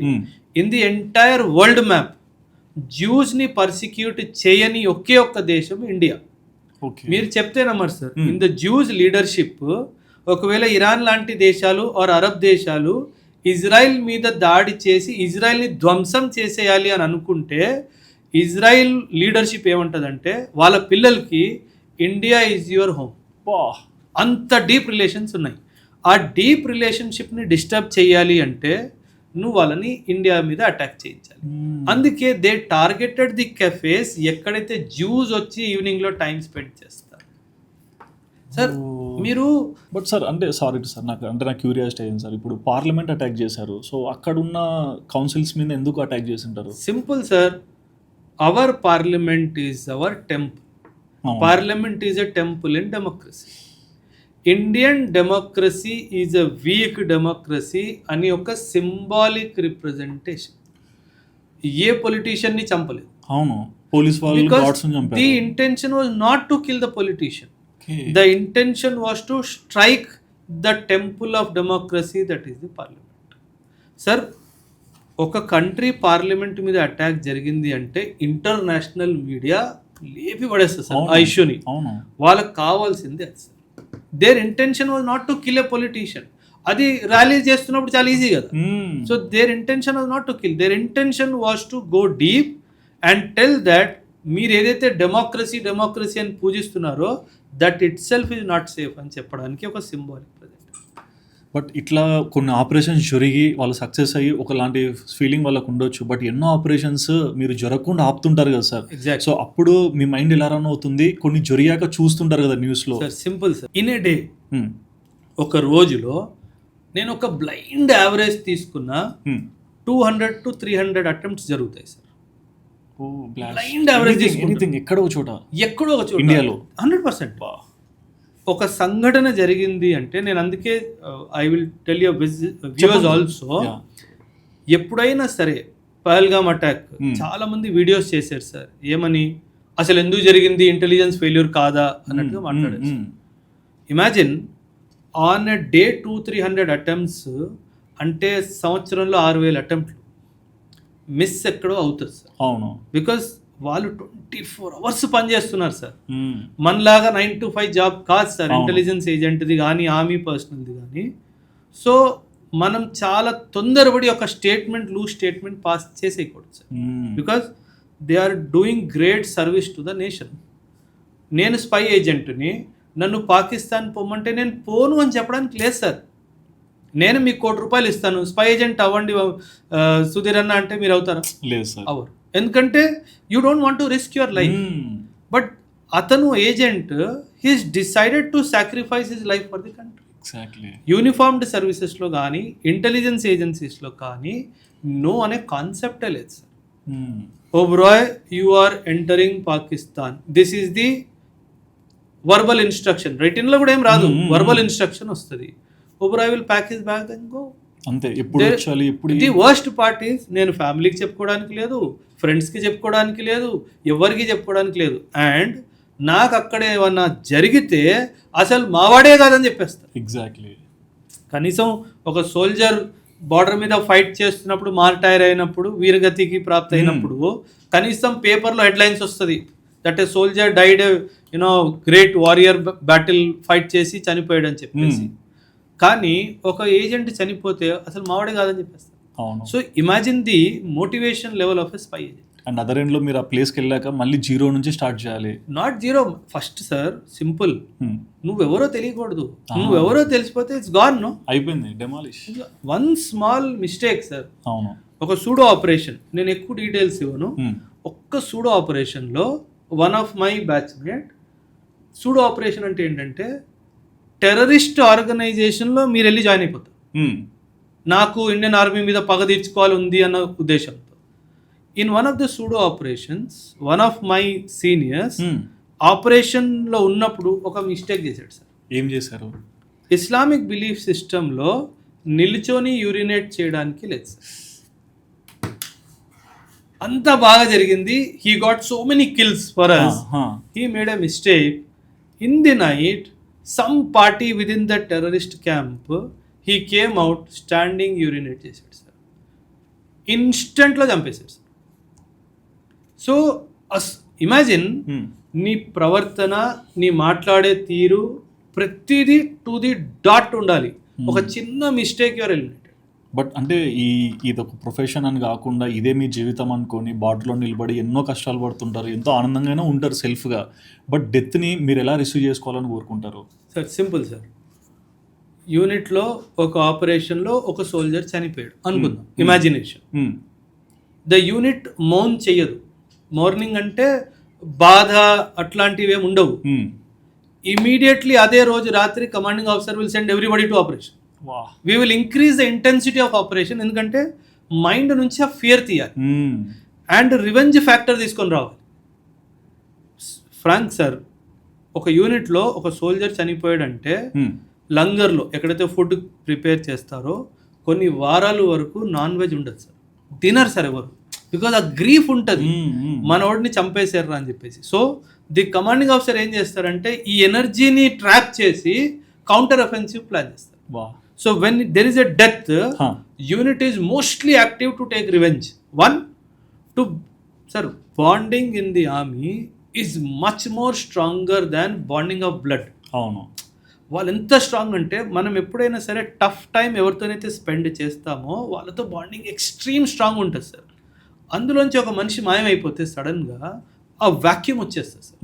ఆ వాక్యూమ్ని తీసేయాలి అంటే నీకు టైం ఇవ్వకుండా ఆపరేషన్స్ తర్వాత ఆపరేషన్స్ చేస్తే కానీ అది నీ మైండ్లోంచి డిలీట్ అవ్వదు. నువ్వు అక్కడ స్టక్ అయిపోయినావు అనుకోండి సార్, సైకలాజికల్ డిప్రెషన్ లేదు ఖచ్చితంగా. సో బ్యాట్ ఆపరేషన్స్ అని జరుగుతాయి sir. Battalion action team bat operations. There is a practice sir. Border ఏరియాస్లో, బార్డర్ ఎక్కడైతే మనకి ఎల్సీ ఫెన్స్ దగ్గర ఉంటుందో మన పోస్టుల మీద వచ్చి వాళ్ళు రాత్రులు వచ్చి తలకాయలు నరికేసుకొని తీసుకెళ్ళిపోతారు. This called bat action, right? ఒక తలకాయ వాడు తీసుకెళ్తే 3 తీసుకొచ్చే బాధ్యత మనది. సో ఆ స్పిరిట్ ఎలా ఉండదు, ఆ స్పిరిట్ని క్రియేట్ చేసేది ట్రైనింగ్. ఓకే, ఆ స్పిరిట్ని క్రియేట్ చేసేది సైకలాజికల్ కండిషన్. సార్ ఒక మనిషిని చంపి తల తీసుకురావడం అనేది నాట్ ఎ జోక్. అవును, you need a heart sir to do that. ఒక సైకలాజికల్ స్టేట్ ఆఫ్ మైండ్ ఉంటే కానీ మీరు ఆ పని చేయలేము. అది చేసుకొని రావాలి అంటే you need to go in to that training mode, you to go in to that psychological mode. అప్పుడే అది జరుగుతుంది sir. So Indian army is a very different army sir. నేను అందులో ఉన్నానని ప్రౌడ్గా చెప్పట్లేదు సార్. చాలా జాయింట్ ఆపరేషన్స్ మేము చేస్తాం సార్. జాయింట్ ట్రైనింగ్స్ జరుగుతాయి, జాయింట్ ఆపరేషన్స్ జరుగుతాయి. నా దేశం, నా భూమి, నా పుణ్యభూమి, ఈ యొక్క dimension of love for the country నేను ఏ ఆర్మీలో చూడలేదు. ఆ నేషనలిస్టిక్ ఫర్వర్ ఏవైతే అంటామో, నేషనలిజం, పేట్రియాటిక్ ఫర్వర్ మన దేశంలో ఉన్నట్టు నాకు ఇంకెక్కడ కనిపించలేదు సార్. ఒక్క దేశం it came closest, Vietnam. Their feeling for their mother land, their countries excellence. And ఎప్పుడైనా బ్యాటిల్కి వెళ్ళే ముందు సర్వధర్మస్థల్ అని ఒకటి విన్నాను. అవును, అంటే ఏంటి సార్ ఆ సిగ్నిఫికెన్స్ ఎగ్జాంపుల్? సార్ జనరలీ మనకి ఏముంటాయి, గుడి ఉంటుంది, మస్జిద్ ఉంటుంది, గురుద్వారా ఉంటుంది, ఆర్ చర్చ్ ఉంటుంది. ఇండియన్ ఆర్మీలో sir it is an religious institution. అంటే ఇండియన్ ఆర్మీలో 2 బ్యాండ్ సార్, కంప్లీట్ బ్యాండ్. ఒకటి రిలీజన్, ఇంకోటి పాలిటిక్స్. దీని గురించి మాట్లాడడానికి వీల్లేదు సార్ ఎక్కడ. సర్వధర్మస్థల్ అంటే ఒకే స్ట్రక్చర్ లోపల అందులో గుడి కూడా ఉంది, అందులో టెంపుల్ కూడా ఉంది, అందులో గురుద్వారా కూడా ఉంది, అందులో చర్చ్ కూడా ఉంది. సో నీ రిలీజన్ ఏంటి అని నేను యూనిఫామ్లో ఉన్నప్పుడు నన్ను అడిగితే ఆర్మీ నా రిలీజన్ అంటారు. సో ఆ స్పిరిట్ని తీసుకొస్తేనే ఆ బాండింగ్ ఉంటుంది సార్. సార్ ఇప్పుడు ఒక ఆపరేషన్ సార్, ఆపరేషన్లో యూ కెనాట్ టాక్ అయితే నీ లొకేషన్ రివీల్ అయిపోతుంది. అవును, విత్ మై ఐస్ ఇషారా తోటి వాడికి అర్థమైపోతుంది, సార్ నన్ను ఇప్పుడు లేచి ఫైర్ చేయమంటున్నాడా, లేకపోతే నన్ను కవర్ చేయమంటున్నాడా, సార్ వెళ్ళాలనుకుంటున్నాడా. There is no talking. So that is the kind of bonding. ఈ బాండింగ్ స్ట్రాంగ్ కావాలి అంటే రిలీజన్ అన్న ఫ్యాక్టర్ ఇవాపరేట్ అయిపోవాలి. ఇది ఇవాపరేట్ అయిపోవాలి అంటే అందరు కూర్చొని అక్కడ ప్రేయర్ కామన్గా చేయాలి. That is how the bonding is created. ఈ ట్రైనింగ్ విషయంలో ఒకటి విన్నాను సార్, 90 days టెస్ట్ అని ఒకటి, అండ్ హెల్ వీక్ అని ఒకటి విన్నాను. ఏంటి సార్ ఇవి? ఇది పారా కమాండో ట్రైనింగ్లో జరుగుతుంది సార్. బెల్గాంలో ఉన్న పారా కమాండో ట్రైనింగ్లో 40 days ఆఫ్ బేసిక్ ట్రైనింగ్ ఉంటుంది. ఓకే, ఈ 40 daysలో 1 weekని వాళ్ళు హెల్ వీక్ అంటారు. ఆ వారం రోజులు కలిపితే మిమ్మల్ని ఒక 4-5 hours కంటే ఎక్కువ పడుకోనివ్వరు. 4-5 hours ఓన్లీ 1 week? 1 week మొత్తంలో. అండ్ ఇది after you undergo strenuous physical and psychological training. Okay, so it is to test your limits. అసలు నీ శక్తి ఏంటి, మానసిక శక్తి, శారీరక శక్తి ఏంటి, దీన్ని టెస్ట్ చేయడానికే ఆ లెవెల్ ఆఫ్ పీక్ స్ట్రెస్లో తీసుకెళ్తారు. అప్పుడు ఎందుకంటే సార్ ఆపరేషన్ అంటే మనం కార్లో కూర్చొని మాల్కి వెళ్ళి సినిమా చూసి రావడం కాదు. మేబీ నువ్వు 40 kilometers బ్యాటిల్ లోడ్తో పాటు ఎంటర్ అవ్వాలి, ఆపరేషన్ కంప్లీట్ చేయాలి, మళ్ళీ 40 kilometers రిటర్న్ రావాలి. So somebody has to train you like that. So దానికి ఫిజికల్ స్ట్రెస్, దానికి మెంటల్ స్ట్రెస్ 2 యాడ్ చేసిన తర్వాతనే you will be sent to the battle. Sir so me army లైఫ్లో మీకు జరిగిన best experience or biggest lesson ఏంటి? Lesson అంటే ఒక విషయం సార్, అంటే జనరల్గా కూడా చెప్తా పిల్లలకి. సార్ మన పేరెంట్స్ మనతో టఫ్ ఉండొచ్చు సార్, కానీ వాళ్ళ పట్ల ద్వేషం పెంచుకోవడం అన్నది తప్పు సార్. అదేవిధంగా ట్రైనింగ్లో ఉన్నప్పుడు సీనియర్స్ ఎవరైతే ఉంటారో మనతో చాలా టఫ్గా ఉంటారు, వీడిని చంపేయాలి అని అనిపిస్తుంది సార్, కానీ ఆ ట్రైనింగే బ్యాటిల్ ఫీల్డ్లో మిమ్మల్ని కాపాడుతుంది సార్. అందుకే ఒక స్టేట్మెంట్ ఉంటుంది సార్ ఆర్మీలో, the more you sweat in peace the less you bleed in war. నువ్వు ఎంతైతే పీస్ టైంలో ట్రైనింగ్ తీసుకుంటున్నప్పుడు చెమటోరుస్తావో అదే నిన్ను బ్యాటిల్ ఫీల్డ్లో కాపాడుతుంది. ఖచ్చితంగా. మా సిఎస్ఎం కంపెనీ సార్జెంట్ మేజర్ అంటే మా సీనియర్, ఒక batch senior, he is suppose to give you training. Okay. Company sergeant major అంటారు. దానికి ఇంకో డెఫినేషన్ ఉంది, full form company screwing machine. బాగా వేసుకుంటాడు అనమాట. ఆ 6 months when he was the senior, bottom of the heart నుంచి తిట్టుకున్నాం వాడు. Okay. Bottom of the heart నుంచి ప్రతి ఒక్కడు. ట్రైనింగ్ అయిపోయిన తర్వాత ఆపరేషన్స్లో ఉన్నప్పుడు ఆయన ఇచ్చిన ట్రైనింగే మమ్మల్ని కాపాడింది అని తెలుసుకున్న తర్వాత ఆయన ఎంత దూరం ఉన్నా సరే వెళ్ళి ఆయన్ని కౌగిలించుకున్నాం. బికాజ్ ఆయన మమ్మల్ని ట్రైనింగ్లో అట్లా తయారు చేసాడు కాబట్టే నేను ఆపరేషన్లో సర్వైవ్ అయ్యాను, అండ్ సర్వైవ్ అయ్యాను కాబట్టి వెళ్ళి ఆయన కలిసి వచ్చాను. ఎగ్జాక్ట్లీ. సో ఎవరైనా మిమ్మల్ని పుష్ చేస్తే, మీ లిమిట్స్కి పుష్ చేస్తే వాళ్ళు మీ మంచే కోరుకుంటారు. అది పేరెంట్స్ అవి ఉండొచ్చు, అవి టీచర్స్ అవి ఉండొచ్చు, వాళ్ళు బ్రదర్ అయినా ఉండొచ్చు, ఎవరైనా ఉండొచ్చు. So if somebody is strong with you or rude with you, don't take it to heart. Okay. Maybe for your good, maybe for you. And army life పక్కన పెడితే కొంచెం మీ గురించి తెలుసుకోవాల్సి, అంటే లాస్ట్ ఇంటర్వ్యూలో చాలా డీటెయిలింగ్ ఎక్స్ప్లెయిన్ చేశారు ఫ్యామిలీ గురించి ఇవన్నీ, బట్ టీచింగ్ ప్రొఫెషన్లోకి ఎందుకు వచ్చారు? సార్ ఆర్మీలో కూడా ఇన్స్ట్రక్షనల్ గ్రేడింగ్స్ ఉంటాయి సార్. మాకు ఆర్మీలో కూడా కోర్సెస్ బాగా జరుగుతాయి సార్. కోర్సెస్ అంటే ట్రైనింగ్ కోర్సెస్ ఉంటాయి. జనరలీ ఒక కామన్ మ్యాన్ అండర్స్టాండింగ్ ఆర్మీ అంటే ఏంటి, తుపాకీ పట్టుకొని బార్డర్ దగ్గర నిల్చోడు. అవును. అది ఎక్స్ట్రీమ్ ఇన్కరెక్ట్ అప్రిసియేషన్. ఓకే. అది కాదు సార్. ఆర్మీలో బాగా చదువు ఉంటుంది, ఆర్మీలో బాగా ట్రైనింగ్ ఉంటుంది సార్. ఎవరైతే ఈ చదువు ట్రైనింగ్లో ఉత్తీర్ణత సాధిస్తారో వాళ్ళని ఇన్స్ట్రక్టర్ కెపాసిటీ అంటారు, ఐ గ్రేడింగ్ అంటారు. సో కొన్ని కోర్సెస్ నేను చేసిన దాంట్లో నాకు ఐ గ్రేడింగ్ వచ్చింది సార్. ఓకే. ఈ ఐ గ్రేడింగ్ వచ్చిన వాళ్ళు ఇన్స్ట్రక్టింగ్ కెపాసిటీకి బాగుంటారు అని చెప్పేసి కొన్ని ఎస్టాబ్లిష్మెంట్స్ ఉంటాయి ట్రైనింగ్ ఇన్స్టిట్యూట్స్లో, వాళ్ళని యాజ్ ఇన్స్ట్రక్టర్స్ పోస్ట్ చేస్తారు. సో నాకు అక్కడి నుంచి ఒక టీచింగ్ మీద ఒక పాజిటివ్ డైమెన్షన్ నాకు ఉంది. అండ్ నా friends when I was preparing for UPSC, మా ఫ్రెండ్స్ చెప్పేవాళ్ళు, అరే సార్ క్లాస్లో 1 hour చెప్పాడు అర్థం కాలేదు, నువ్వు 5 నిమిషాల్లో ఎంత బ్యూటిఫుల్గా ఎక్స్ప్లెయిన్ చేసావు. I M gifted in one way sir. ఒక కాంప్లెక్స్ డైమెన్షన్ని సింప్లిఫై చేసి అర్థం చేసుకోగలను, ఒకటికి అర్థం చెప్పగలను. So that is how my migration happened from army to the teaching. So ఎలా అనిపిస్తుంటుంది సార్ కాంపిటీషన్? హెల్దీ కాంపిటీషన్ అయితే లేదు సార్. లేదా? అస్సలు లేదు. ఎస్పెషలీ యూపీఎస్సి డొమైన్, నాకు మిగతా కాలేజెస్ కానీ అదంతా తెలీదు, బట్ యూపీఎస్సి ఇండస్ట్రీలో అయితే హెల్దీ కాంపిటీషన్ లేదు సార్. ఓకే. అంటే మీ కాంపిటీటర్ నువ్వు ఎప్పుడు ఏం తప్పు చేస్తావా, దాన్ని ఎలా బ్లో అప్ చెయ్యాలా, లేదా నిన్ను ఎలా వెనక నుంచి వెన్నపోటు పొడవాలా, ఇదే ఆశలో ఉంటాడు సార్. సో నేనేమంటానంటే సార్, లెట్స్ కంపీట్, కానీ how to give best to the student. Exactly. Let's compete on that, don't compete on marketing strategies and all. నిన్న 9th of March నేను ఒక ఓరియంటేషన్ సెషన్ తీసుకున్నాను సార్. ఫ్యామిలీస్ వస్తారు, పిల్లలు వస్తారు, ఒక 100 దాకా వచ్చారు సార్.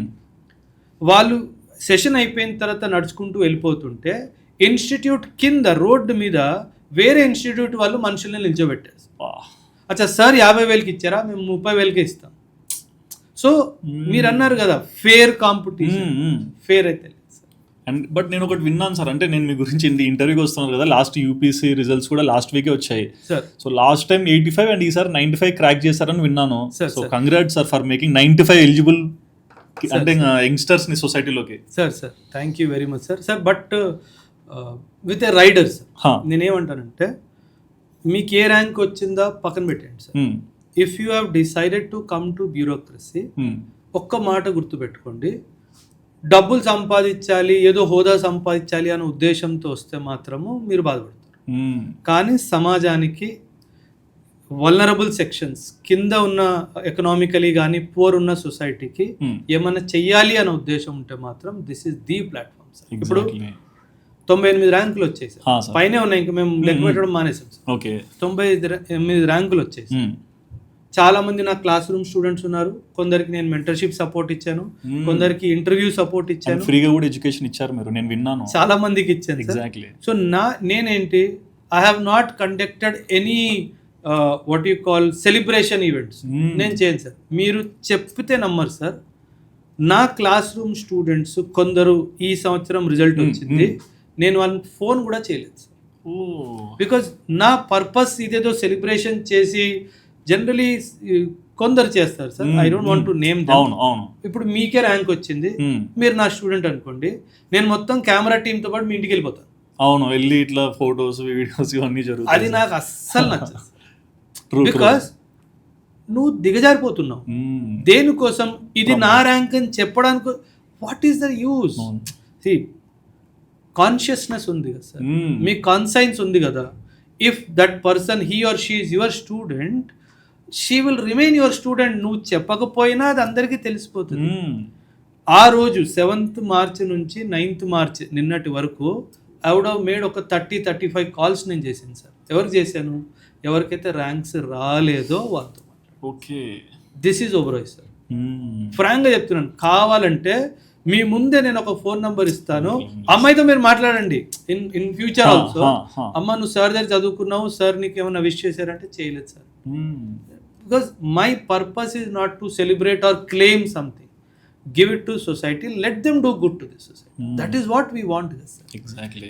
ఆ అమ్మాయి నేను సార్ దగ్గర చదువుకున్నాను అంటే దానివల్ల నాకేం అడ్మిషన్స్ వచ్చేవి సార్. నాకు అలాంటి అడ్మిషన్ అవసరం కూడా లేదు సార్. బికాస్ సార్ ఫ్రాంక్గా చెప్తున్నాను సార్, నేనేదో ఒక స్టేట్మెంట్ ఇచ్చేయాలి అన్న ఉద్దేశంతో చెప్పట్లేదు సార్. మనం పోయినప్పుడు ఈ శరీరం కూడా మనతో రాదు సార్. ట్రూ సార్, ఈ శరీరం కూడా మనతో రాదు. మేబీ కొన్ని థాట్స్, కొన్ని మెమరీస్ వస్తాయేమో, ఏమో అది కూడా నాకు తెలియదు సార్. ఏది మనతో రాదు సార్, దాని వెనకాల ఎందుకు పరిగెట్టాలి సార్? నాకు నా ఇంట్లో 5 లక్షల సోఫా అవసరం లేదు సార్. నేను ఇప్పుడు కూడా హ్యాపీగా అశోక్ నగర్లో బైక్ మీదే తిరుగుతాను sir. Rarely I use car. నాకు ఎప్పుడైనా బ్యాక్ పెయిన్ వస్తుంది అంటే I ask my driver to drop me. I have a car, I have a driver, it is for mother. నేను హ్యాపీ బైక్ మీద తిరుగుతాను సార్, ఎందుకంటే నాకు భయం లేదు అండ్ నాకు ఎనీ సెన్స్ ఆఫ్ ప్రైడ్ లేదు sir. I feel very happy when I teach to my students, but I am very jovial with my students and because I want to teach them, don't let pride enter your head. నువ్వు చాలా చిన్న, in front of God you're small miniscule entities, చీమలు కూడా కాదు మనం. So why to carry that pride with you? మాకు ఇన్ని ర్యాంకులు వచ్చాయి, దానికి you put it in newspaper, మాకు ర్యాంక్ వచ్చింది, okay claim it, no problem. వాళ్ళ ఇంటికి వెళ్ళిపోయి సెమినార్లు కండక్ట్ చేసి మాకు ఇన్ని ర్యాంకులు వచ్చాయి. సో నేను పిల్లలు కూడా అదే చెప్తాను సార్, నాది కూడా ఇంక్లూడింగ్ మీ, నా ర్యాంక్స్ చూసి నా దగ్గర రావద్దు, నేను చెప్పే చదువుని చూసారు. సో ఓవరాల్గా మీరు మా ఆడియన్స్కి ప్రజెంట్ జరుగుతున్న సినారియోస్ అని, దేశంలో ఐకమత్యం కొంచెం అటు ఇటుగా అవుతున్నా ఏ దాని గురించి అయినా సరే, మీరు ప్రతి ఒక్క అంటే యంగ్స్టర్ ఎవరైతే ఇప్పుడు గ్రో అవుతున్నారో నెక్స్ట్ జనరేషన్కి, వాళ్ళకి ఏమైనా చెప్పాలనుకుంటున్నారు sir? One message to all your viewers sir. First thing is, మీ దగ్గర ఏదైనా న్యూస్ వస్తే ఆ న్యూస్ గురించి ఫస్ట్ అది కరెక్టా, అది రూమరా అన్నది ఖచ్చితంగా రీసెర్చ్ చేసిన తర్వాతే స్పందించాలి. వాట్సాప్ ఫార్వర్డ్ని పట్టుకొని లేదా ఇన్స్టాగ్రామ్ ఫీడ్ని పట్టుకొని ఎటువంటి యాక్షన్ మీరు తీసుకోవద్దు. అండ్ ఎప్పుడైనా సరే ఆల్వేజ్ రిమెంబర్, మీరు కాన్ఫ్లిక్ట్ విత్ లా ఆ ప్లేస్లో నిల్చోకూడదు. మాబ్ మెంటాలిటీలో వెళ్ళిపోయి పబ్లిక్ ప్రాపర్టీని డెస్ట్రాయ్ చేయడం కానీ, మన దేశంలో ఉన్న లీడర్స్ గురించి కానీ, మన రాజ్యాంగం గురించి కానీ, మన దేశం గురించి కానీ తప్పుగా మాట్లాడవద్దు. ఎందుకంటే మన శత్రువులు ఎవరైతే ఉన్నారో వాళ్ళకి కావాల్సిందే ఇది, మన ఐకమత్యాన్ని బ్రేక్ చేయాలి. సో ఖచ్చితంగా వాళ్ళ మైండ్ సెట్ మనకు తెలుసు కాబట్టి, మీ దగ్గర ఏ ఇన్ఫర్మేషన్ వచ్చినా అది ఫాల్సా, అది ట్రూతా కనుక్కున్న తర్వాతనే దాన్ని మీరు స్పందించాలి. And never take law in to your hands. Be a good citizen, inform to the police authorities or any government official, ఇది నాకు వచ్చింది, what is the veracity, what is the correctness of this అంతేగాని మీరు స్పందించి నేను వీడిని చంపేస్తాను, నరికేస్తాను ఇదంతా కాదు. Spend your time happily with your family, have a positive feeling for your country and aim for big things in life. This is the definition of life for me. Thank you so much sir, చాలా విషయాలు share చేసుకున్నందుకు. Sir. So చూసారు కదండి, Oberoi sir చెప్పిన మాటలు విన్నాక present జరుగుతున్న situation కానీ సార్ దాటొచ్చిన పారామీటర్స్ ఎలా ఉన్నాయి ప్రతి ఒక్కటి కూడా అర్థమైంది కదా. మరి ఈ ఇంటర్వ్యూ చూసాక మీ మనసులో ఏమైనా డౌట్స్ ఉన్నా మీ ఒపీనియన్ తప్పకుండా కమెంట్ చేయండి. And please do subscribe our channel Sudheer talks for more updates.